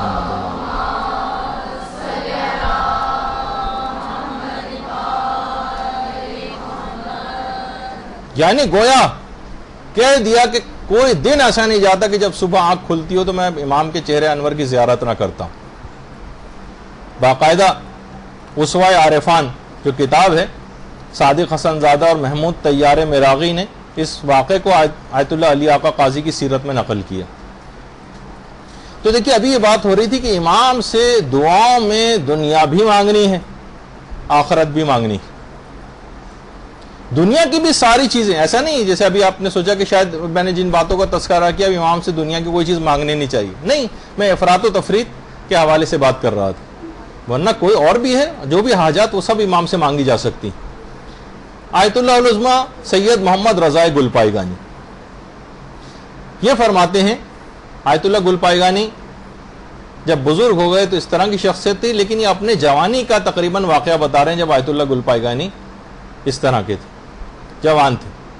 یہ فرماتے ہیں کہ وہ زمانہ جو طالب علمی کا ان کا تھا، اس زمانے میں جنہوں نے حوزہ علمیہ قوم قائم کیا تھا آیت اللہ شیخ عبد الکریم حائری، اس زمانے میں انہوں نے حوزہ علمیہ قائم کیا تھا، اور ایک لحاظ سے انہی کی مرجعیت تھی. تو طالب علموں کو اس زمانے میں جو شہریت تقسیم کرتے تھے شیخ عبد الکریم حائری کے دور میں، وہ شیخ محمد تقی بافقی تھے. دیکھیں ان کے ایسے افراد، ان کے چہروں کی زیارتیں بھی ثواب ہیں. بڑی مشکل سے یہ سب چیزیں نکالی جاتی ہیں صرف آپ کو، تاکہ آپ ان سے واقف ہوں ہمارے علماء کی سیرت اور کردار سے، کیونکہ اس وقت سب سے زیادہ کردار کشی ہمارے علماء کی جا رہی ہے ان کے کام کو زیرو ثابت کرنے کے لیے. باطل خوب پیسہ خرچ کر رہا ہے تاکہ ان کا مقام آپ کی نگاہ میں کم ہو جائے. تو ایک لحاظ سے پہلے مرحلے پر یہ ہو، اور اس کے بعد پھر آہستہ آہستہ آپ کو تقلید اور مرجعیت سے کاٹ دیا جائے. تو شیخ محمد تقی بافقی یہ جو تھے، یہ طالب علموں میں شہریہ تقسیم کرتے تھے. شہریہ تقسیم. تو اس وقت مدرسے میں 400 طالب علم پڑھتے تھے قوم کے، اور سردیوں کا دور تھا. سردیاں شروع ہوئیں تو سارے طالب علم ایک درخواست لے کر آئے اور کہا کہ ہمیں سردیوں کے حوالے سے ایک موٹی ابا چاہیے، بہت زیادہ سردی لگتی. درخواست کی. آقا شیخ عبد الکریم حائری نے کہا کہ میرے پاس اتنے پیسے تو نہیں ہیں کہ میں 400 طالب علموں کے لیے موٹی ابائیں خریدوں. لیکن اس بات کو شیخ تقی بافقی نے بہت محسوس کیا، اور اسی وقت وہاں سے اٹھے. یہ شیخ محمد تقی بافقی قبر ہے یہ قم میں. یہ وہاں سے اٹھے اور سیدھے مسجد جمکران گئے. مسجد جمکران شب جمعہ تھی، مسجد جمکران گئے. جمکران، اور وہاں جا کر حضرت حجت سے توسل کیا. حضرت حجت سے توسل کیا. اب اس کے بعد نامعلوم وہاں پہ کیا ہوا. جمعے کے بعد اگلے دن کا ہفتہ تھا. ہفتے کو آیت اللہ عبد الکریم حائری کے پاس دوبارہ ان کی خدمت میں آئے اور آ کر ایک جملہ کہا. حضرت حجت نے وعدہ کر لیا کہ 400 طلبہ کو ابائیں مرحمت فرمائیں گی. اللہم صلی علی محمد و علی محمد.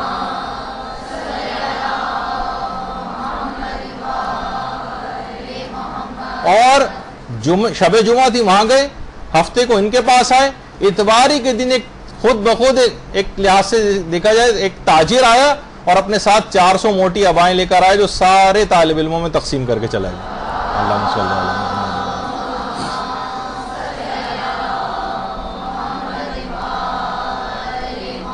شیفتگان امام مہدی کی پہلی جلد میں تقی بافقی کا یہ واقعہ جو ہے وہ تحریر. اچھا، دنیاوی اعتبار سے بھی شیفتگان امام مہدی، فارسی میں اردو میں نہیں. اچھا، نہ صرف یہ کہ دنیاوی چیزیں مانگنی ہیں، آپ تو دینی طالبہ ہیں نا، آپ کو ایک چیز آگے بھی بڑھ کے مانگنی ہے. حضرت حجت سے توسل کرنا ہے اپنے علم کے لیے. اپنے علم کے لیے. سید مہدی بحرالعلوم کتنا بڑا نام ہے، کتنا بڑا نام. وہ اس زمانے میں ان کے جو ہمدرس ہوتے تھے وہ میرزا قمی ہوتے تھے. میرزا قمی. یہ مرزا قمی وہی ہیں کہ جن کا مقبرہ حرم سے متصل، حرم معصومہ قم سے متصل جو چھوٹا قبرستان ہے جس کا اکثر ذکر کرتا رہتا ہوں، بہت بڑی بڑی شخصیات دفن ہیں. اللہم صلی علی وسلم. اور یہ ان کی قبر مبارک ہے اس مقبرے کے اندر. اچھا، بہت عظیم شخصیت ہے. اور خود رہبر معظم بھی چھوٹا سا جو قبرستان ہے یہاں پہ بہت زیادہ شہید بھی ہیں. اور یہی وہ تصویر میں آپ سے کہہ رہا تھا جو پچھلی دفعہ کہ قبروں پر اس لحاظ سے نہیں چل رہے ہیں بلکہ درمیان والی جو جگہ اس میں چلتے ہوئے جا رہے ہیں تاکہ ناموں کے اوپر پاؤں نہ پڑے. اور صرف یہیں کی حد تک بات نہیں ہے بلکہ جب بھی کبھی قوم آتے ہیں رہبر معظم تو تمام علماء اور سب کی قبور کے اوپر جا کر جاتے ہیں اور فاتحہ خوانی وغیرہ کرتے ہیں. تو مرزا قمی فرماتے ہیں کہ جس زمانے میں وہاں پر تھا نجف میں تو سید مہدی بحرالعلوم میرے ہمدرس ہوتے تھے لیکن بحث میں اور علم میں مجھ سے زیادہ قوی نہیں تھے. یعنی میں ان سے زیادہ قوی تھا، ان کی استعداد علمی مجھ سے زیادہ نہیں تھی.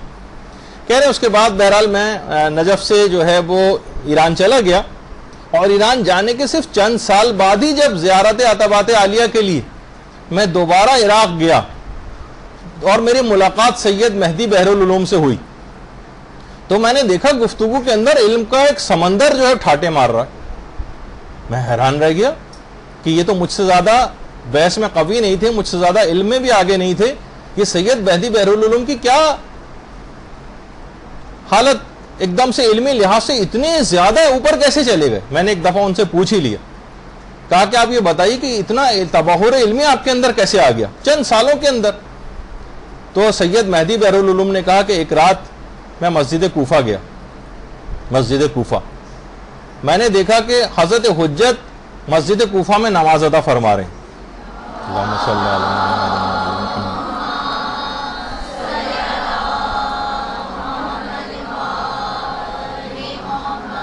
یہ ذرا پرانی تصویر ہے, ورنہ مسجد کوفہ تو بہت عالیشان بن چکی. تو میں نے دیکھا حضرت حجت نماز پڑھ رہے ہیں. میں ان کے قریب جا کر کھڑا ہو گیا اور نماز ختم کرنے کے بعد میں نے ان کو سلام کیا. حضرت حجت نے مجھے سلام کا جواب دیا اور کہا کہ میرے قریب آؤ. میں کچھ آگے تو بڑھا, لیکن جلالت کی وجہ سے امام کی زیادہ آگے نہیں گیا. امام نے کہا اور قریب آؤ. میں تھوڑا سا اور قریب گیا, لیکن جلالت کی وجہ سے زیادہ قریب نہیں گیا. امام نے کہا مزید قریب آؤ, یہاں تک کہ جب ان کے بالکل قریب آ گیا, امام نے بازو پکڑ کر مجھے سینے سے لگا لیا. اللہم صلی علی محمد و علی محمد.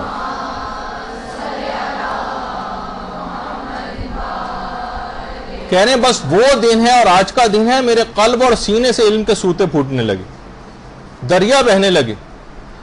تو بہرحال جب بھی لوگوں کو شبہ ہونے لگتا تھا سید مہدی بحرالعلوم پہ کہ کہیں, میں نے ایک دفعہ پہلے کہا تھا نا کہ کہیں یہ امام زمانہ تو نہیں, سید بھی تھے, محمد نام تھا, مہدی بھی کہتے تھے ان کو, اور اس کے بعد علم کا ٹھاٹے مارتا ہوا سمندر بحرالعلوم لقب بھی تھا. تو خلوص دل سے امام زمانہ کو پکارا اپنے علم کے حوالے سے بھی, ورنہ مرزا قمی فرماتے ہیں کہ استعداد علمی مجھ سے زیادہ نہیں تھی, لیکن حضرت حجت کی صرف ایک نگاہ کرم ہو جائے, ہم آپ سب کا بیڑا پار ہو جائے گا, بس خلوص دل کے ساتھ پکارنا. نجم الثاقب میں مرزا حسین نوری نے اس واقعے کو جو ہے وہ نقل کیا.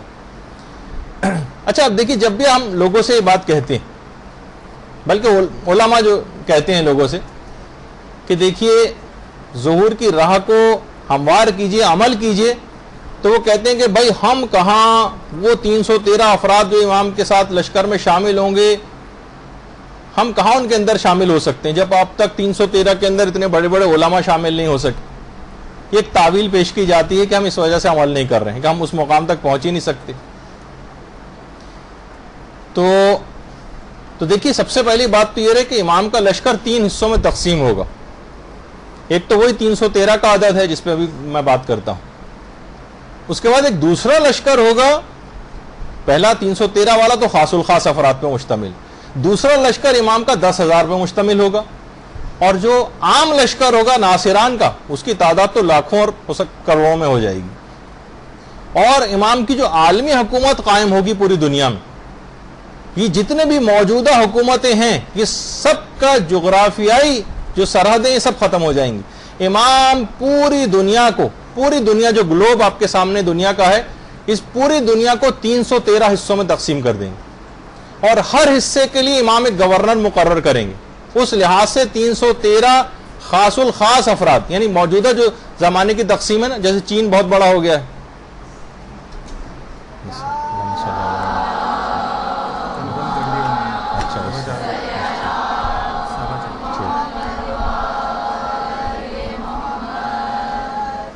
تو ایسا نہیں ہوگا کہ پوری دنیا جس وقت اس طرح ہم دیکھتے ہیں کہ چین اتنا بڑا ہو گیا اور روس جو ہے وہ اتنا بڑا ہو گیا ہے اور انڈیا اتنا بڑا ہو گیا, اور اتنے سے چھوٹے چھوٹے ممالک کے گلوب پہ آپ کو بالکل ڈاٹ کی صورت میں نظر آ رہے ہوتے ہیں. امام یہ والی تقسیم ختم کر دیں گے, پوری دنیا کو 313 حصوں میں تقسیم کریں گے. ان 313 حصوں میں ہر حصے کے لیے گورنر کو مقرر کریں گے. یہ تعداد اصل میں 313 ان گورنروں کی تعداد.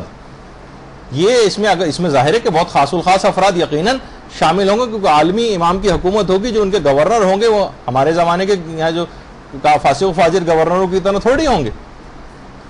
تو بہرحال اب امام کو ہم ٹھیک ہے ان میں شامل نہیں ہو سکتے تو 10,000 کے لشکر میں شامل ہو سکتے ہیں, اس میں نہیں ہو سکتے تو لاکھوں اور کروڑوں میں افراد جو ہوں گے جو دیگر تمام اس کے اندر اپنی ذمہ داریوں کو انجام دے رہے ہوں گے تو امام کوئی فاسق و فاجر و بدکار افراد کو تو تعینات نہیں کریں گے اپنی طرف سے، عادل افراد کو. تو ایسے افراد کو مہیا کرنا ایک آپ کی ذمہ داری کہ اتنی تعداد میں لوگوں کا اضافہ کیا جائے، نیک لوگوں کا، صالح لوگوں کا، اعتقاد اور عمل کے لحاظ سے کامل لوگوں کا، کہ جب امام عالمی حکومت قائم کریں تو ان کو وہ عہدے دیے جا سکیں.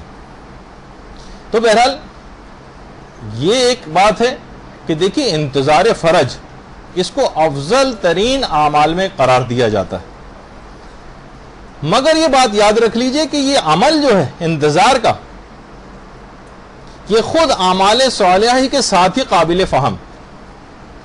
یہ دیکھیے فرج اور کشائش یا راحت جس کو کہا جاتی ہے پریشانیوں کے مقابلے میں قابل فہم ہوتی، یعنی جو پریشان ہوگا اسی کے لیے فرج قابل فہم ہوگی، جو کسی پریشانی اور دکھ میں مبتلا ہی نہ ہو اس کے لیے فرج اور کشائش اور راحت کوئی معنی نہیں رکھتی.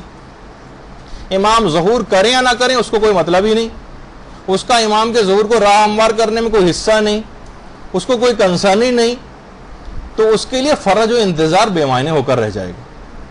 یہ جو کہا جاتا ہے کہ افضل اعمال ہے انتظار فرج. دیکھیے کسی بھی مشکل میں خدا پر اعتماد اور یقین کا پتہ اسی وقت چلتا ہے جب انسان واقعی سے کسی مشکل کے عالم میں ہو. جب کوئی کسی مشکل میں گرفتاری نہ ہو تو اس کو پتہ نہیں چلتا کہ خدا پر توکل اور اعتقاد کی گہرائی کیا ہوتی. یہ عمل اور ایکٹیویٹی میں دکھانی پڑے گی آپ کو. لوگ دیکھیے امام سے ملاقات کے لیے زیارات کے اعمال انجام دیتے ہیں، ان کی اپنی ایک جگہ حیثیت. کتنے ہی علماء ہیں کہ جنہوں نے سورہ اسراء کی آیت نمبر 80، یہ آپ چاہیں تو نوٹ بھی کر لیں، سورہ اسراء کی آیت نمبر 80 وہ 100 مرتبہ ہر شب اور 40 شبوں تک اس آیت کو، آیت مبارکہ کو انہوں نے پڑھا، اور کتنے ہی لوگوں نے امام زمانہ کی زیارت کا شرف حاصل کیا. وہ آپ خود قرآن سے جا کے دیکھ لیجئے گا کہ سورہ اسراء کی آیت نمبر 80 80. اچھا ابھی اس کو ڈسکس نہ کریں، ابھی آگے چل کر تو 40 شبوں میں اس کو پڑھنا ہے، تو بہرحال اس کو اس طرح سے پڑھتے ہوئے جائیں. اچھا اب ایک یہ تو میں ایک علماء کے لحاظ سے ایک بات بتا رہا تھا کہ وہ اس عمل کو کر کے، عملیات تو بہت سارے، صحیفہ مہدویہ کے نام سے جو کتاب بھی ہے اس کے اندر وہ سارے اعمال جو ہیں وہ لکھے ہوئے ہیں جو امام زمانہ سے توسل اور تقرب کے لیے کیے جاتے ہیں. لیکن عمل کو کیسے انجام دینا ہے؟ دیکھیے آیت اللہ سیستانی کے جو والد محترم تھے ان کا نام تھا سید باقر سیستانی. تلاش بسیار کے باوجود میں ان کی تصویر آپ کو نہیں دکھا سکا، نہیں ملی مجھے. مشہد کے بہت بڑے علماء میں شمار ہوتا تھا آیت اللہ سیستانی کے والد کا، اور انہوں نے اپنے لیے مقرر کیا تھا باقر سیستانی. آپ میں سے اکثر طالبات نے واقعہ سنا ہوا بھی، مقرر کیا تھا کہ وہ 40 جمعوں تک 40 مختلف مساجد میں ایک عمل انجام دیں گے جس میں زیارت عاشورہ اور زیارت اربعین کو پڑھا جاتا ہے امام زمانہ کے توسل اور تقرب اور امام کی زیارت کے لیے. انہوں نے اپنے اوپر آیت اللہ سیستانی کے والد نے زیارت اربعین کو اور زیارت عاشورہ کو 40 جمعوں تک اور 40 مختلف مساجد میں پڑھنے کا ایک عمل کیا تھا. وہ خود یہ فرماتے ہیں باقر سیستانی کہ ابھی 38واں یا 39واں ہفتہ ہی چل رہا تھا کہ میں مسجد میں عبادت کر رہا تھا تو میں نے دیکھا کہ مسجد کی جو کھڑکی ہے اس میں باہر سے ایک نور سا ساطع ہو رہا ہے. اللہم صلی علی محمد و علی محمد.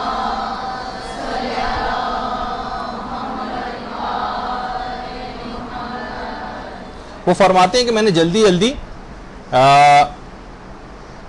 جو ہے وہ نماز ختم کی جلدی اور باہر نکل کے دیکھا اور نور کا مصدر میں نے تلاش کیا کہ کہاں سے یہ نور اندر آ رہا تھا.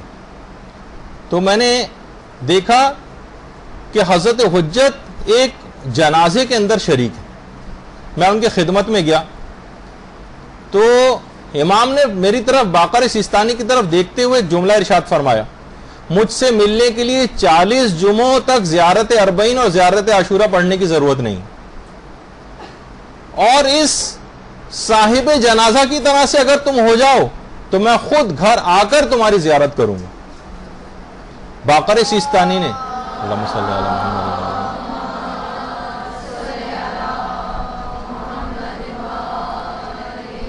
باقر سیستانی نے کہا مولا کس کا جنازہ؟ کہا یہ اس مومنہ کا جنازہ ہے جو رضا خان جو تھا، جو شاہ ایران کا باپ تھا رضا خان، اس نے زبردستی ہی، امام نے خود اس کا نام لیا کہ رضا خان نے جو زبردستی حجاب پر پابندی لگائی تھی، تو اس عورت نے 7 سال تک ایک قدم بھی گھر سے باہر نہیں نکالا تھا، اور اسی عالم میں مر گئی کہ میں اپنے پردے کی حفاظت کروں گی، اور کسی ضروری کام سے بھی باہر نہیں نکلی۔ تم اس عورت کی طرح سے اس طرح سے دین کے اوپر اگر عامل ہو جاؤ تو تمہیں 40 جمعوں تک زیارت اربعین اور زیارت عاشورہ پڑھنے کی ضرورت نہیں ہے، میں خود تمہاری زیارت کے لیے تمہارے گھر آؤں گا۔ عمل کر کے دکھانا ہوگا، کہا، بلکہ امام نے کہا میں خود نماز جنازہ بھی اس کی آ کر پڑھوں گا۔ تو دیکھیے عمل کر کے بتانا ہے، اپنے پردے کی حفاظت کرنی، یہ نہیں کہ ذرا سا شادی بیاہ کی کوئی تقریب ہو گئی اور آپ اسی وقت اپنے پردے کو آپ نے جو ہے خطرے کے اندر ڈال دیا۔ تو دیکھیے بڑے مقام تک لوگ بغیر کام کیے نہیں پہنچ جاتے۔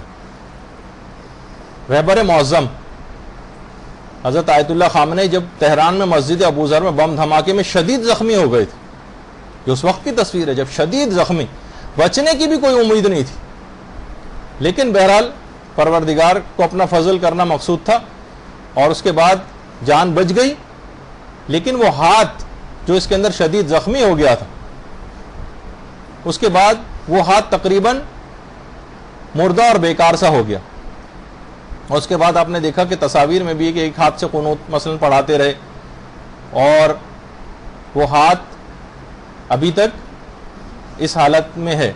لیکن پھر کیا ہے کہ بہرحال ایک قربانیاں دیں، ایک کام کر کے دکھایا، اور اس کے بعد پھر ایسے ہی افراد کے منہ سے اللہم کل ولیک الفرج یا اللہم اجل ولیک الفرج اچھا بھی لگتا۔ تو عمل کر کے دکھانا ہوگا، عمل کر کے۔ اور حضرت حجت خود عمل کرتے ہیں، یا بلکہ روایتوں میں ہے، یعنی عمل کر کے دکھائیں گے لوگوں کو کہ حضرت حجت اپنے کارکنوں اور عمال پہ بہت زیادہ سختی کریں گے۔ روایت میں ہے، بلکہ ائمہ نے فرمایا کہ خدا کی قسم ہمارے مہدی کا لباس درست اور کھانا سوکھا ہوگا اور بغیر سالن کے ہوگا۔ دیکھیے ہم سے تو اس بات کا تقاضا نہیں کہ ہم اس قسم کی وہ کریں، ہم سے تقاضا بھی نہیں، جو جتنے بڑے افراد ہوتے ہیں ان سے اس قسم کا تقاضا ہوتا ہے، لیکن وہ عمل کر کے ایک سادہ زندگی گزار کر دکھائیں گے، ایک سادہ زندگی۔ تو بہرحال یہ ایک دماغ میں چیز رہنی چاہیے، اور بہت سی چیزیں مجھے وقت کی کمی کی وجہ سے اسکپ کرنی پڑ رہی ہیں، لیکن جو خاص بات ہے اس کے اندر، دیکھیے حل من ناصر ینصرنا کی جو صدا ہے، یہ امام حسین نے کب یہ صدا بلند کی تھی؟ یہ اس وقت کی تھی کہ ہے کوئی جو میری مدد کرے، جس وقت ظاہری اعتبار سے کوئی بھی ناصر امام موجود نہیں تھا، سب شہید ہو چکے تھے۔ تو مقصد کہنے کا یہ تھا کہ آنے والی تاریخ کے لوگوں کو یہ پیغام دینا تھا کہ تمہیں بھی میری اسی طرح سے مدد کرنی، کیونکہ امام اس وقت، امام نے نہیں کہا جب ان کے اصحاب زندہ تھے تو یہ تاثر ہوتا کہ امام گویا ان سے مدد مانگ رہے، نہیں، جب کوئی موجود نہیں تھا اور امام نے یہ جملہ جو ہے بلند کیا۔ آج بھی آپ کا امام، زمانے کا امام آپ کو مدد کے لیے پکار رہا۔ تو بہرحال دیکھیے یہ جو انتظار ہے نا، یہ انسان کی سوچ کا دائرہ جو ہے، یہ سوچ کا بلکہ جو دھارا ہے، اور آپ کی محور اور فکر جو ہے اس کو تیز کر دیتا۔ آپ کی فکریں تمام ایک نقطے کے اوپر آ کر مرکوز ہو جاتی ہیں، آپ کے اندر فاعلیت پیدا کرتی۔ اچھا، آپ نے خود دیکھا ہوگا کہ جس طالب علم نے محنت ہی نہ کی اور پورے سال نہیں پڑھا ہو اور اس کا امتحان بھی بہت زیادہ خراب ہو گیا ہو، کیا ایسے شخص کو یا ایسے طالب علم کو رزلٹ کا زیادہ انتظار ہوگا، یا اس صحیح منتظر نتیجہ کو زیادہ ہوگا جس نے پورے سال شدید محنت کی تھی؟ گن گن کر وہ دن اپنے کاٹ رہا ہوگا کہ میری پوزیشن آنے کا امکان ہے، کب رزلٹ آئے گا، کب رزلٹ آئے گا، دھڑکتے ہوئے دل کے ساتھ نتیجے کا انتظار کر رہا ہوگا، خوب محنت کے ساتھ۔ اور اس کے مقابلے میں وہ طالب علم انتظار نہیں کر رہا ہوگا جس نے پورے سال پڑھ کے نہیں دیا، اسے پتا ہے کہ نتیجہ کیا نکلے گا، تو اس وجہ سے اس کو نتیجے کا انتظار ہوتا بھی نہیں، بلکہ سوچتا ہے جتنا ڈیلے ہو جائے اتنا زیادہ اچھا۔ ظہور امام کا بھی تقریباً ایسے ہی حال، جو اچھی تیاری کے ساتھ ہوگا امام کی، وہ انتظار کرے گا واقعی دھڑکتے دل کے ساتھ، اور جس کی تیاری نہیں ہوگی وہ بس ایسے ہی ٹامک ٹوئیاں مارتا پھر رہا ہوگا، اور زبانی طور پر اللہم اجل ولیک الفرج پورا مجمع کہہ رہا ہے تو وہ بھی کہہ رہا ہے ساتھ میں، لیکن دل اس کا ساتھ نہیں دے رہا ہوگا۔ تو بہرحال دیکھیے اس سے معلوم یہ چلا کہ صحیح اعمال اور صحیح نیک کردار جو ہے یہ آپ کو صحیح منتظر امام بنائے گا، بے عملی اور بد کرداری یہ آپ کو انتظار امام سے دور کر دے گی۔ دیکھیے منتظر اس بات کا انتظار کر رہا ہوتا ہے کہ امام کب آئیں گے اور کب آ کر قوانین الہی کا اجرا کریں گے، کب آ کر امام خدا کے قوانین رائج کریں گے، کب امام آ کر عدل قائم کریں گے۔ یہ کیسے ممکن ہے کہ وہ آئندہ کے دنوں میں تو وہ منتظر اس بات کا انتظار کرے کہ امام کب قوانین الہی کا اجرا کریں گے، اور حال میں ان تمام احکامات کو ترک کر رہا ہو۔ مستقبل میں تو انتظار کر رہا ہے لیکن حال میں ان احکامات کے اوپر عمل پیرا نہیں۔ اس کا مطلب ہے کہ یہ شخص اپنے آپ کو دھوکہ دے رہا ہے، یہ جھوٹا ہے، یہ منتظر امام ہے ہی نہیں۔ دیکھیے کہا جاتا ہے کہ انتظار کے جو 4 عوامل ہیں، انتظار اس چیز کا ہوتا ہے جس کے واقع ہونے کا یقین ہو۔ یقین ہے کہ وہ چیز ہے جبھی اس کا انتظار کر رہا ہوتا ہے۔ جس کو یقین ہی نہیں ہو وہ انتظار کیوں کرے گا؟ یعنی جس قدر اس کا علم قوی ہوگا اسی قدر انتظار شدید ہوگا۔ یہ ہے یعنی ایک چیز ہے، 4 عوامل ہوتے ہیں انتظار کے، جس میں سے پہلا عامل یہ ہے کہ انتظار اس چیز کا کیا جاتا ہے جس کے واقع ہونے کا یقین ہوتا ہے۔ کسی کو واقع ہونے کا یقین ہی نہ ہو، شک و شبہ اس کے دل میں پایا جاتا ہے، وہ انتظار بھی نہیں کرے گا۔ دوسرا عامل انتظار کا کیا ہوتا ہے؟ اس چیز کے وقوع کو قریب سمجھنا، یعنی جتنا اس کے وقوع کو دور سمجھے گا اتنا ہی انتظار ضعیف ہو جائے گا۔ مثلا 5 سال بعد اگر کسی کے ابا کو آنا ہے، آج گئے ہیں ملک سے باہر، 5 سال بعد آئیں گے، تو انتظار یہ بھی کرے گا لیکن ضعیف انتظار ہوگا کیونکہ بہت دور سمجھ رہا ہے، 5 سال بہت بڑا عرصہ ہے اب والد صاحب کے آنے میں۔ لیکن وہ کہے کہ والد صاحب جو ہے جہاز میں بیٹھ گئے اور کسی وقت آنے والے ہیں اور فلائٹ پہنچنے ہی والی ہے، بار بار فون کر رہا ہے، جس کے وقوع کو بہت قریب سمجھے گا انتظار زیادہ شدید ہو جائے گا۔ ٹھیک ہے نا؟ تو یہ ایک چیز ہوتی، تو جتنا وقوع کو قریب سمجھے گا اتنا ہی زیادہ انتظار کرے گا۔ اچھا، جس وقوع پذیر ہونے والی چیز کو وہ چاہتا ہے، جس کو وہ اپنا مطلوب اور مقصود قرار دیتا ہے، اسی کا انتظار کرے گا۔ جو مطلوب ہی نہ ہو اس کو وہ انتظار کیوں کرے گا؟ وہ مطلوب ہی نہیں۔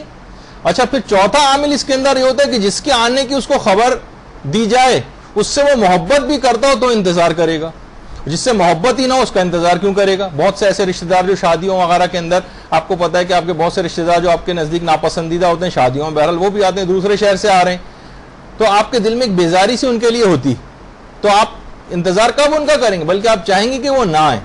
تو جتنی محبت ہوگی اتنا ہی انتظار شدید ہوگا، جتنی محبت ضعیف ہوگی اتنا ہی انتظار کم ہو جائے گا، اس کا جو ہے کمزور پڑ جائے گا۔ یہ 4 عوامل ہوں گے اگر، تو خود بخود آپ کو انتظار کی صلاحیت آپ میں پیدا ہو جائے گی، چاہے آپ کو کوئی انتظار کا حکم دے یا نہ دے، آپ کو انتظار ہوگا، کیونکہ یہ ممکن ہی نہیں کہ 4 عوامل موجود ہوں اور آپ انتظار نہ کریں۔ یقین ہو کہ آپ کا امام ہے، اس کا ظہور نزدیک ہے، وہ ہمارے مطلوب و مقصود ہیں، ان سے ابھی ہمیں محبت شدید ہے، خود بخود انتظار امام ہوگا، چاہے اس کا حکم دیا جائے آپ کو یا نہ دیا جائے۔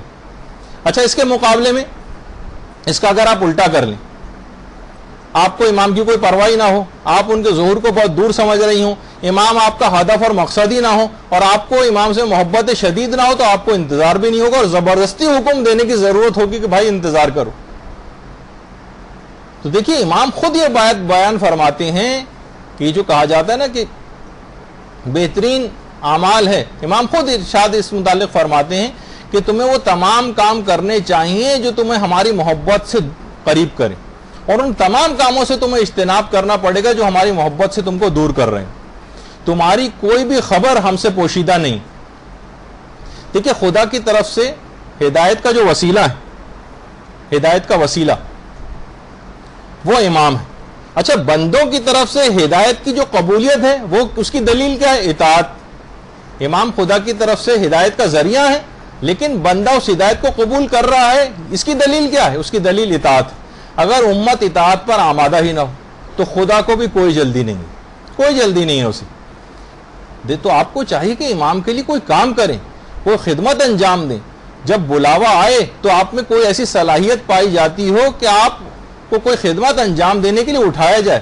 محض تماشائی کے طور پر آپ نہ اٹھائی جائیں قبر سے، اور نہ اٹھایا جائے گا اس طرح سے کہ چلیے بھائی آئیے دیکھیے کیسی حکومت ہوتی ہے, ہم تماش بین کی طرح سے کھڑے ہو جائیں جا کر وہاں. تو یہ جو تندرستی ہے, آپ کی فراغت ہے آپ کی, اس کو آپ کام میں لے کر آئیں. تو بہرحال دیکھیے امام کے سلسلے میں بہت زیادہ افراد کا زیارت کا بڑا دل چاہتا. تو یہ بات بھی بیان ہو جائے اس میں امام کا جب ذکر آ رہا ہے کہ چند سورے بڑے اہم ہیں امام کے سلسلے میں. امام سے پہلے دیکھیے فتنہ دجال کا بڑا تذکرہ آیا, اور دجال آپ کو پتہ ہے کہ پہلے زیادہ علماء کا کہنا یہ کہ صفاتی ایک نام ہے, کوئی ایک شخص کا نام نہیں ہے باقاعدہ کہ دجال. تو سورہ کہف جو ہے پیغمبر فرماتے ہیں کہ جو 8 دن اور 8 راتیں سورہ کہف پڑھے وہ ہر فتنے سے محفوظ ہو جائے گا, اور اگر دجال نے ان 8 دنوں میں خروج کیا تو اس کے فتنے سے بھی وہ محفوظ ہو جائے گا.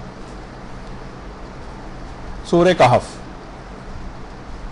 اور پیغمبر نے یہ جملہ بھی ارشاد فرمایا کہ جو کہف کی 10 آیات کو حفظ کر لے گا وہ دجال کے فتنے سے محفوظ ہو جائے گا اور کوئی نقصان اس کو نہیں پہنچے گا. اور اگر سورہ کہف کی ساری آیتیں بھی پڑھ لے, ساری آیتیں یعنی پورا سورہ, تو ایسا شخص داخل جنت ہوگا. اور اگر سورہ کہف کی آخری آیات کو حفظ کر لے تو قیامت کی میں اس کے ساتھ ایک نور اور روشنی ہوگی. تو سورہ کہف علی الخصوص امام زمانہ علیہ السلام کے حوالے سے بہت اہم ترین سورہ ہے, کہ آپ کوشش کر کے اس کی ابتدائی 10 آیتیں, آخری آیات, بلکہ اگر ہو سکے تو پورے سورے کو حفظ کرنے کی کوشش کریں, تو پھر آپ کو امام کی غیبت میں یہ جتنی منحرف کرنے والی چیزیں یہ آپ کو نقصان نہیں پہنچا سکیں گی. دوسرا سورہ جو ہے وہ سورہ یاسین.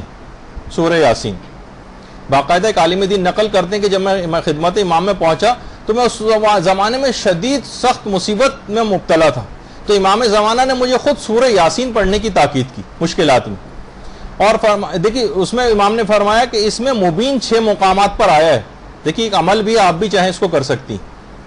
امام نے فرمایا سورہ یاسین میں جو لفظ مبین ہے یہ 6 مقامات پر آیا ہے, تو جب بھی تم لفظ مبین پر پہنچو تو اس مقام پر پہنچ کر اپنی حاجات طلب کرو, تو خدا تمہاری دعاؤں کو مستجاب کر دے گا.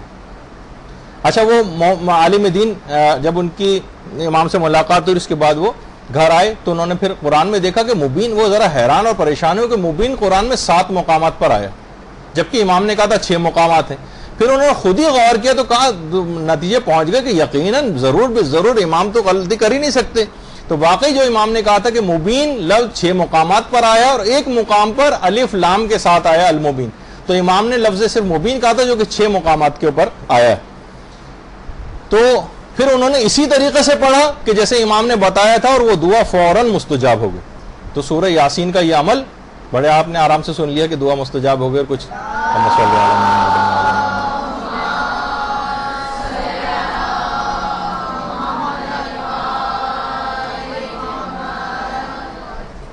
اور اس کے بعد اگلا سورہ جو ہے وہ سورہ القاریہ ہے. چھٹے امام القاریہ سورہ کے متعلق فرماتے ہیں کہ خدا اس کے پڑھنے والے کو دجال کے فتنے سے اور اس دجال کے فتنے پر ایمان لانے سے اور جہنم سے محفوظ رکھے گا.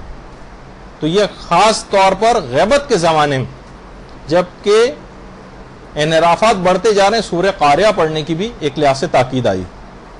اور اس کے علاوہ جو مسبحات سورہ, مسبحات ابھی بتاتا ہوں کون سے سورے. جابر بن یزید جعفی 5ویں امام کے بھی صحابی ہیں, 6ٹھے امام کے بھی ہیں, وہ فرماتے ہیں 5ویں امام سے کہ جو شخص بھی رات کو سونے سے پہلے مسبحات پڑھے گا وہ نہیں مرے گا مگر یہ کہ حضرت قائم کو درک کر لے گا. اللہم صلی علی محمد.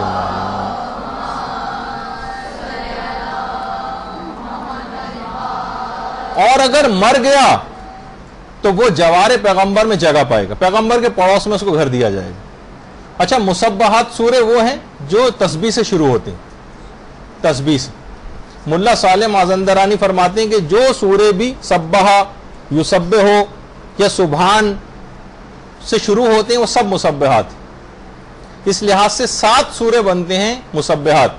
سورہ اسراء, سورہ حدید, سورہ حشر, سورہ صف, سورہ تغابن اور سورہ اعلی اور سورہ جمعہ.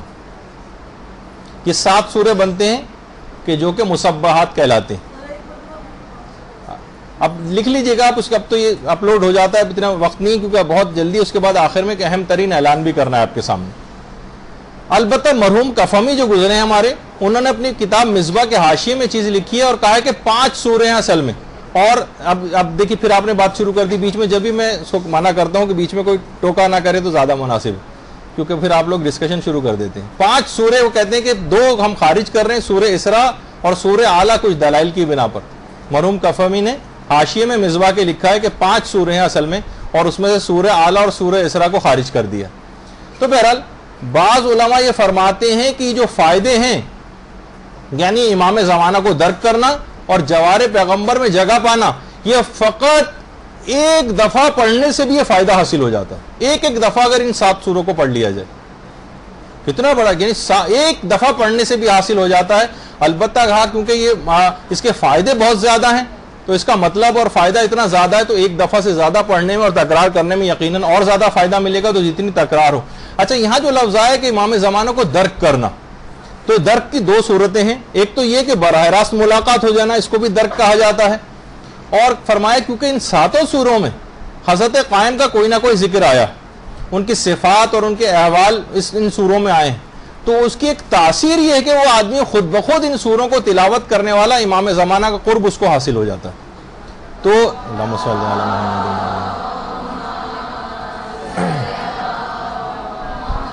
اچھا، اب کریں کیا کریں؟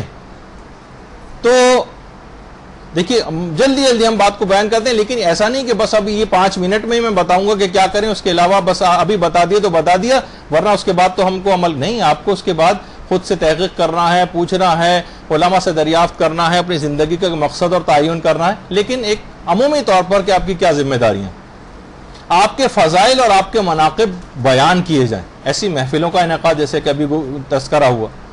دوسرا فریضہ ہے کہ آپ خود بھی ان محافل اور ان مجالس میں شریک ہوں. جہاں پر بھی امام کے سلسلے میں اس قسم کا کوئی کام ہو رہا ہے، آپ کو چاہیے کہ ان محفلوں میں شریک ہوں، ان مجالس میں آپ شریک ہوں.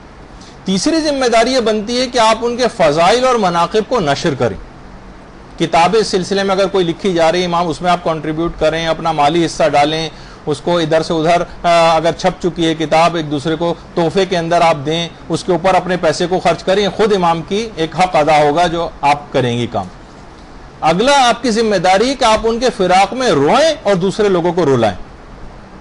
یہ بھی ایک فریضہ. امام کی نیابت میں یا امام کی طرف سے یا امام کو ہدیہ کریں کوئی حج کو ہدیہ کرنا. بہتر یہ کہ اکثر علماء کہتے ہیں کہ حج نیت اپنی طرف سے کریں اور امام کے سلسلے میں نیابت نہ کریں، بلکہ حج خود کر کے پھر اس کے بعد ہدیہ کر دیں. آیت اللہ بہجت وغیرہ کے سلسلے میں رجحان تھا. یا پھر یہ کہ امام کے لیے کوئی جا رہا ہو حج پہ تو آپ کہیں کہ امام زمانے کی طرف سے میری طرف سے ان کے لیے طواف کرنا یا ان کے لیے کوئی عمرہ بجا لانا. یہ خود جا سکتے ہو تو خود یہ کام کریں، ورنہ کسی کو نائب بنا کر بھی بھیجیں. یہ بھی ایک ذمہ داریوں میں سے. اور حضرت حجت کی طرف سے معصومین کے جو روزے ہیں ان کی زیارت انجام دیں. جہاں بھی کوئی شخص زیارت کے لیے جا رہے ہیں ان سے آپ کہیں کہ میری طرف سے بھی نیت کر لینا. خود اگر ان زیارت کے سفروں کے اوپر جا رہے ہوں تو حضرت حجت کی طرف سے یہ تمام زیارتیں کریں اور اس کے بعد ثواب ان کو ہدیہ کریں. آپ سے استغاثہ کریں. بہت سے استغاثے بہت اہم ہیں جو انشاءاللہ آج موقع نہیں کبھی اور آپ کی خدمت میں بیان کیے جائیں گے. آپ کے وسیلے سے شرعی حاجات طلب کریں. امام زمانہ کو وسیلہ بنائیں اس سلسلے میں اور حاجات طلب کریں. جیسے کہ اب آغا سیستانی کے لحاظ سے آج رات جو ہے وہ آپ لوگوں کی شب نیمہ شعبان ہے، اور آغا خوئی کے حوالے سے کیونکہ عراق اور ایران وغیرہ کے اندر کیونکہ آج منائی جا رہی تو آج ان کا دن ہے اور کل شب گزر چکی ہے ان کے لحاظ سے. تو بہرحال آپ کے وسیلے سے شرعی حاجات طلب کریں. خدا کی بارگاہ میں آپ کو شفیع بنائیں، شفاعت طلب کریں، اور لوگوں کو آپ کی طرف بلائیں، رہنمائی کریں کہ امام زمانہ کا ذکر کریں بار بار. ایسی محافلوں میں لوگوں کو کھینچ کھانچ کے لے کر آئیں، ایسے پروگراموں کا انعقاد کروائیں. خود کو تمام اخلاقی رذائل سے اور برائیوں سے بچانے کی کوشش کریں. لوگوں کو دین پر عمل کر کے دکھائیں. ان جیسا بننے کی نہ کوشش کریں کم سے کم پردہ کر کے شادی میں جا رہے ہیں. نہیں، اچھا ایک ایسا پردہ کہ لوگوں کو ایک معاشرے کے اندر نیکیاں ہوتے نظر آئیں. دین پر عمل کر کے لوگوں کو دکھائیں. خود علم حاصل کریں، تبلیغات دینی کے اندر اپنے آپ کو لے کر آئیں، امام سے ملاقات کے شوق کا اظہار کریں اور تجدید عہد ان سے کریں، دعا عہد پڑھیں اس سلسلے میں، مومنین کی مدد کریں، مومنین کو خوش کریں۔ علماء فرماتے ہیں کہ مومنین کو خوش کرنا خود امام زمانہ کو خوش کرنے کے برابر، اور امام زمانہ علیہ السلام کو ایک جو یاد کیا جاتا ہے جس طرح سے، اور امام کو روزانہ سلام کریں، یعنی زیارات پڑھیں، ان کی توسل ان سے کریں، ان سے جسمانی اور روحانی جو نسبت ہے رکھنے والے جو علماء اور سادات اور مومنین ہیں ان کا بھی تقرب حاصل کریں، قنوت میں امام زمانہ کے لیے دعا کریں۔ قنوت میں حضرت حجت جو خود قنوت پڑھتے ہیں، آیت اللہ سید نصر اللہ مستنبت جو کہ خود آیت اللہ خوئی کے داماد تھے، وہ فرماتے ہیں کہ میں نے خود حرم میں امیر المومنین میں حضرت حجت کو ان کی دل نشیں آواز میں قنوت پڑھتے سنا تھا، اور اس اللہم صلی علی محمد و علی محمد،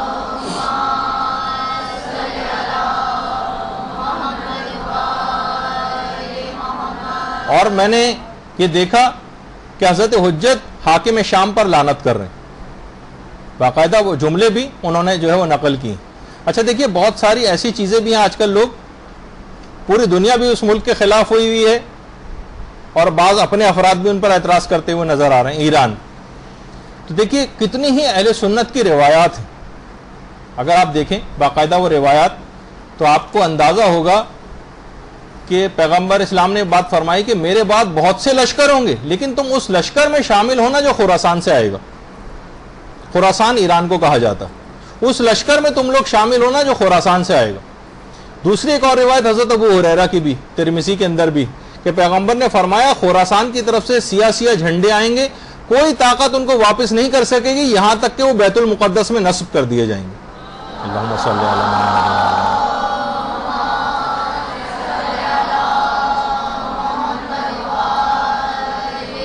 یہ سارے حوالے لکھے ہوئے ہیں، حافظ ابن کثیر نے نیچے نوٹ لکھا ہے کہ سیاہ جھنڈے وہ نہیں جو ایک مرتبہ ابو مسلم خراسانی لے کر آیا تھا جس نے بنو امیہ کا ملک چھین لیا تھا، بلکہ یہ دوسرے جھنڈے ہیں جو امام مہدی کے عہد میں ظاہر ہوں گے۔ اور پیغمبر نے یہ بھی فرمایا، صوبان سے روایت ہے، مسند احمد ابن حنبل میں بھی اور سنن بہقی میں بھی، صوبان جو رسول کے آزاد کردہ غلام تھے بیان کرتے ہیں کہ رسول نے فرمایا جب تم دیکھو کہ سیاہ جھنڈے خراسان کی جانب سے آ رہے ہیں تو ان میں شامل ہو جانا، اگرچہ برف کے اوپر گھٹنوں کے بل چل کے ہی کیوں نہ آنا پڑے، کیونکہ ان میں اللہ کا خلیفہ مہدی ہوگا۔ تو آپ نے دیکھا کہ کیسی صحیح جو ہے وہ روایات ہیں۔ تو بہت اچھا، اب دیکھیے بہت سارے سادہ لوگ افراد جو ہیں وہ یہ سمجھتے ہیں کہ امام زمانہ جب تشریف لائیں گے تو سب کام خود بخود ہی ہو جائیں گے، دشمنوں کو بھی امام خود برباد کریں گے، اور تلوار بھی امام خود ہی چلائیں گے، جنگ بھی معجزاتی انداز میں جیت لیں گے، بس ہر طرف اس کے بعد خوشیاں ہو جائیں گی، لذتیں ہوں گی، عیش و آرام اور چین ہوگا، حکومت جو ہے ہم کو مل جائے گی، ہمیں خود کچھ بھی نہیں کرنا پڑے گا، قربانیاں دینے والے تو یقیناً امام اپنے ساتھ ہی لے کر آئیں گے، ہمیں کچھ نہیں کرنا پڑے گا۔ ایسے افراد اگر امام آ گئے، امام اگر یہ فکر رکھنے والے جن کو کرنا کرانا کچھ نہیں اور صرف یہ عیش و آرام کا انتظار کر رہے ہیں، ان کا رویہ ان کوفیوں کے رویوں کی طرح سے ہو جائے گا جنہوں نے خود امام حسین کو بلایا تھا، منتیں کی تھیں، لیکن جب وقت عمل آئے تو لوگ اپنے گھروں میں دبک کے بیٹھ گئے تھے اور کوئی کام کر کے نہیں دیا تھا۔ بلکہ بہت سی روایتوں میں یہ بات آئی ہے کہ جب جس وقت امام زمانہ تشریف لائیں گے تو یہ ایسے بہت سارے افراد جو بے عمل قسم کے ہوں گے، جو کرنے کرانا جن کو کچھ نہیں، کہیں گے کہ یبنا سیدہ واپس تشریف لے جائیے، ہمیں آپ کی کوئی ضرورت نہیں۔ یہ وہی افراد ہوں گے جنہیں غیبت میں کسی کام کے کرنے کی کوئی عادت نہیں تھی، کوئی خدمت انجام دینے کی عادت نہیں تھی، ان کا کام صرف ولادتوں پہ SMS کرنا تھا، یہ صرف جشن کی تقریبات ویسے سال میں ایک آدھ مرتبہ مطمئن ہو جاتی۔ امام آئیں گے تو پورے طاقت سے اسلامی احکام کا نفاذ کریں گے، موویوں کے اوپر پابندی لگا دیں گے، گانوں کے اوپر پابندی لگائیں گے، حرام فلموں کے اوپر پابندی لگائیں گے، مکس گیدرنگ پہ پابندی لگائیں گے، بے پردگی کے پابندی لگا دیں گے، اسراف والی تمام تقاریب کے اوپر پابندی لگا دیں گے، عیاشی کی زندگی گزارنے پر پابندی لگائیں گے۔ باقاعدہ میں ملتا نہیں کہ امام سادہ زندگی گزارنے کا عہد لیں گے۔ ایسے افراد جو بھی سب چیزیں دیکھیں گے کہیں گے مولا واپس تشریف لے جائیے۔ تو بہرحال ڈریں کہ کہیں ہمارا عمل ان کوفیوں کی طرح سے نہ ہو جائے کہ جنہوں نے امام کو اس زمانے میں خطوط لکھے تھے اور ہم آج جو ایک لحاظ سے دیکھا جائے تو جو ہم عریضے لکھ رہے ہیں کہیں کوفیوں کے خطوط کی طرح سے نہ ہو جائیں. وہ بھی کہہ رہے تھے کہ مولا آئیے آئیے اور پھر ساتھ نہیں دیا تھا. ہم بھی عریضوں میں لکھ رہے ہیں مولا آئیے آئیے اور کرتے کراتے کچھ بھی نہیں. تو علماء یہ فرماتے ہیں کہ دیکھیے واقع کربلا جو ہوا تھا اس میں ہر طبقہ زندگی کے لیے عبرتیں اور مثالیں. جس شخص نے جو کردار اس زمانے میں امام حسین کے ساتھ واقع کربلا میں انجام دیا تھا, جو اپنے زمانے میں جو آدمی جو کیریکٹر پیش کر رہا ہوتا ہے وہی ایسا ہی ہے جیسے اس زمانے میں امام حسین کے دور میں ہوتے تو آپ وہی کیریکٹر پیش کرتے. یعنی آج ہم امام زمانہ کی حکومت میں زندگی گزار رہے ہیں, ہم کربلا میں ہوتے اور یہی والا کیریکٹر ہمارا ہوتا تو آپ خود سوچیے ہم کس کیمپ میں ہوتے. احیاء دین سے لاپرواہی, حلال و حرام کی کوئی تمیز نہیں. بتائیے کردار ناصران امام حسین کا تھا یا یزیدی فوج کا تھا؟ فسق و فجور کے اندر جو زندگیاں یہ لوگ گزار رہے تھے یہ امام حسین کے کیمپ میں نظر آتے تھے یا یزیدی کیمپ میں نظر آتے تھے؟ تو بہرحال بہت سے لوگ کہتے ہیں کہ جناب بہت زیادہ آپ لوگ ٹونٹنگ کرتے ہیں, اور تو آپ خود دیکھیں کہ یہ جب اس قسم کی باتیں ہوں گی اس میں ٹونٹنگ نہیں کی جائے گی تو کیا کی جائے گی؟ کیا ہم یہ کہیں گے تمام لوگ صحیح ہو گئے, ہر شخص دین کا بڑا کام کر رہا ہے, امر و نہی کے فرائض انجام دیے جا رہے ہیں, واجبات و حرام کی خوب پابندی ہو رہی ہے, اور خواتین نے جناب غیبتیں کرنا بند کر دی ہیں اور اسراف کرنا بند کر دیا ہے اور بے پردگی بالکل چھوڑ دی ہے, مرد پابندی سے خمس دے رہے ہیں, دین کے کام کر رہے ہیں, دین پر پیسہ خرچ کر رہے ہیں, ٹی وی کو وقت دینے کے بجائے اصلاح معاشرہ و تبلیغات کے فرائض انجام دے رہے ہیں؟ بتائیے کتنی جھوٹی تعریف آپ کی اور کی جائیں. آپ سے مراد یعنی عمومی جو معاشرہ, بعض افراد یہ سوچتے ہیں کہ دیکھیں ہم کہاں اور ہم جیسے گناہگار اور کہاں امام کی نصرت, ہم اس قابل کہاں. تو دیکھیے تاریخ کربلا یہ شاہد ہے کہ نصرت امام ایک ایسا عمل ہے کہ کتنا ہی بڑے گناہگار کیوں نہ ہو, نصرت امام کا جب وہ گناہگار ارادہ کرتا ہے تو وہ گناہوں کو نیست و نابود کر دیتا ہے. بڑا گناہگار ہور جیسا جب اس نے نصرت امام کا ارادہ کیا عظیم درجات حاصل کر لی. ہور, یہ ہور کی قبر مبارک, یعنی صرف زبانی معافی بھی کافی نہیں, معافی مانگنا نصرت امام کرنا بھی ضروری ہے, خود ہور نے بتا دیا. زبانی معافی نہیں, نصرت بھی کی, یہ کیونکہ مودت کا یہی تقاضا ہے اور اجر رسالت کی یہی ادائیگی. آیت اللہ وحید خراسانی نے باقاعدہ ایک کتاب لکھی ہے پیام امام زمانہ کے نام سے. اس میں وہ فرماتے ہیں کہ جو غیبت کا جو زمانہ ہے یہ امام زمانہ کے لیے ایک زندانی اور اسیری کا زمانہ. دعوی محبت کرنے والوں کے لیے امام کی نصرت کا یعنی وہ کوئی امام کی رہائی کے لیے کوئی کام ہی نہیں کر رہے کہ امام جلد سے جلد ظہور کریں اور امام اس زندان اور اس اسیری اور قید خانے سے باہر آئیں. یہ لوگ خاموشی سے خوشی کے ساتھ لاہو و لعب کے اندر اپنے گھروں کے اندر جو ہے وہ مبتلا. اور اب اتنا وقت نہیں ہے کہ یہ ساری باتیں جو ورنہ امام زمانے کے لیے صدقہ دینے کے لیے بھی ایک لحاظ سے بات تھی, تو یہ بھی اب بات نہیں آ پا رہی. لیکن یہ کہ ہمیں امام زمانہ کی صدائے استغاثہ جو ہے یہ سنائی نہیں دے رہی. یعنی جو امام وقت کا ہمیں پکار رہا ہے لوگ اس کی آواز کو نہیں سنتے, اور جو مدد ہم کرنا چاہتے ہیں وہ امام کو مطلوب نہیں. اگر امام جان ہم سے طلب کرے تو ہم مال پیش کرنے لگتے ہیں, جیسے امام کو آ کر امام حسین کو آگے گھوڑا دینے کی فکر میں تھا کہ مولا گھوڑا لے لیجئے مجھ سے. اچھا اگر امام کو عمل مطلوب ہو تو ہم عقیدے دکھانے لگتے ہیں, دیکھیے مولا ہم کتنے نعرے لگا رہے ہیں, آپ کے لیے کتنی مجلسیں برپا کر رہے ہیں, اور ہم آپ کو امام مانتے ہیں, آپ کی ولایتی عقیدے کو مانتے ہیں. یعنی جب امام کو عمل مطلوب ہوتا ہے تو ہم عقیدہ دکھانے لگتے ہیں. جب مال مطلوب ہوتا ہے تو ہم غربت اور پیسوں کی تنگی کا رونے لگتے ہیں, خمس بچانے کے طریقے پوچھتے ہیں.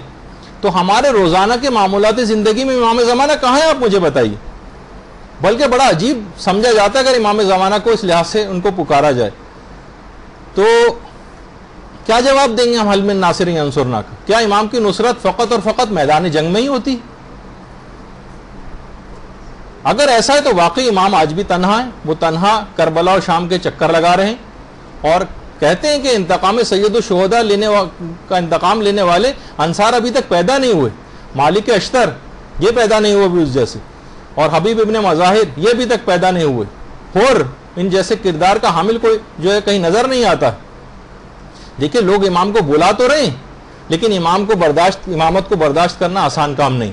ان کا انکار کرنا کفر کے برابر ہو جائے گا. لگتا ہے کہ ابھی صبح ہونے میں بہت وقت باقی, ابھی مومن دولت کمانے میں مصروف, ابھی ہمارے نوجوان آوارہ گردی, ٹی وی, موبائل, SMS اور انٹرنیٹ کی سیریں کرتے پھر رہے ہیں, لہو و لعب ان کا شکار ہے.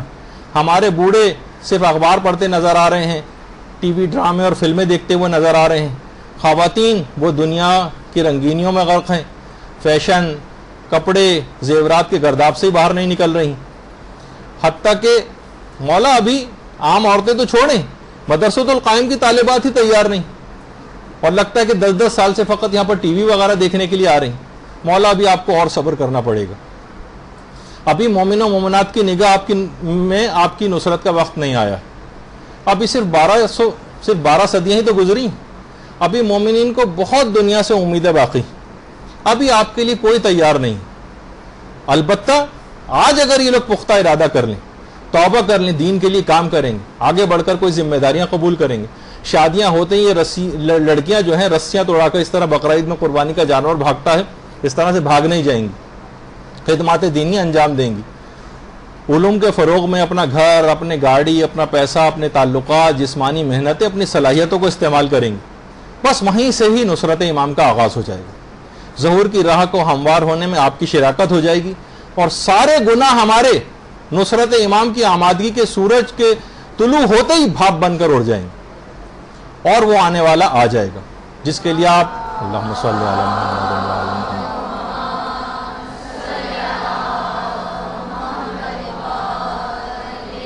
جس کے لیے آپ تڑپ تڑپ کر دعائیں کر رہی۔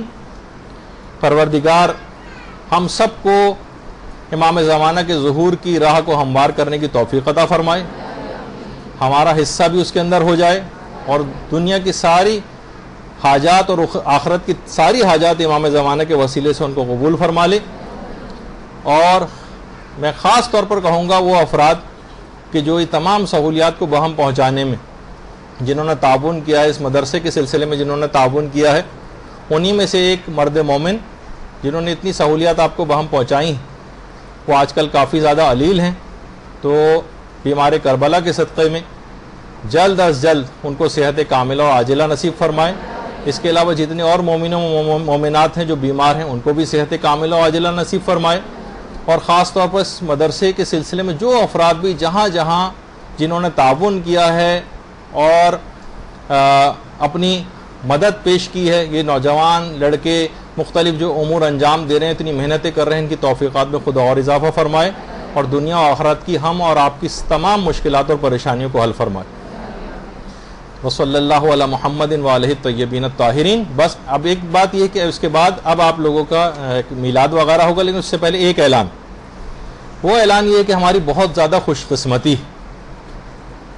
کہ ہمارے مدرسے کے پڑوسی میں رہنے والی ایک عظیم عالم دین علامہ طالب جوہری صاحب قبلہ کچھ ہی عرصے میں آپ کی کلاس میں تشریف لانے والے۔ اللہم صلی اللہ علیہ وسلم۔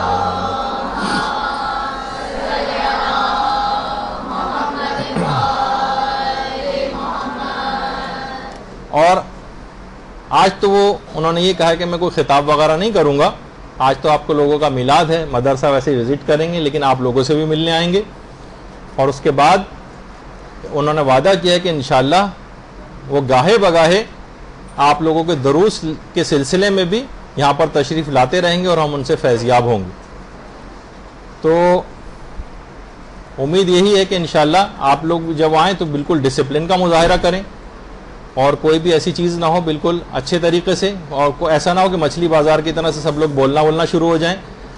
جو خواتین اس سلسلے میں نمائندہ مقرر کی گئی ہیں صرف وہی بولیں گی، آج ان کو کوئی خطاب وغیرہ بھی نہیں کرنا ہے، صرف آ کے تبرک کے لیے ایک لحاظ سے آ کر بیٹھیں گے وہ، لیکن اس کے بعد انشاءاللہ الگ سے ان سے سوال و جواب کی نشستوں کا بھی انتظام کیا جائے گا، اور ان کے دروس وغیرہ بھی گاہے بگاہے ہوتے رہیں گے۔ تو آپ لوگ اپنا جو بھی پروگرام ہے اس کو آپ شروع کر دیجئے، اور جس وقت مولانا علامہ محترم تشریف لائیں گے تو اس وقت اپنے پروگرام کو جاری رکھیے گا، وہ کچھ دیر بیٹھیں گے، آپ لوگوں سے ملاقات کریں گے، ہو جائیں گے۔ وصلی اللہ علی محمد وآلہ الطیبین الطاہرین۔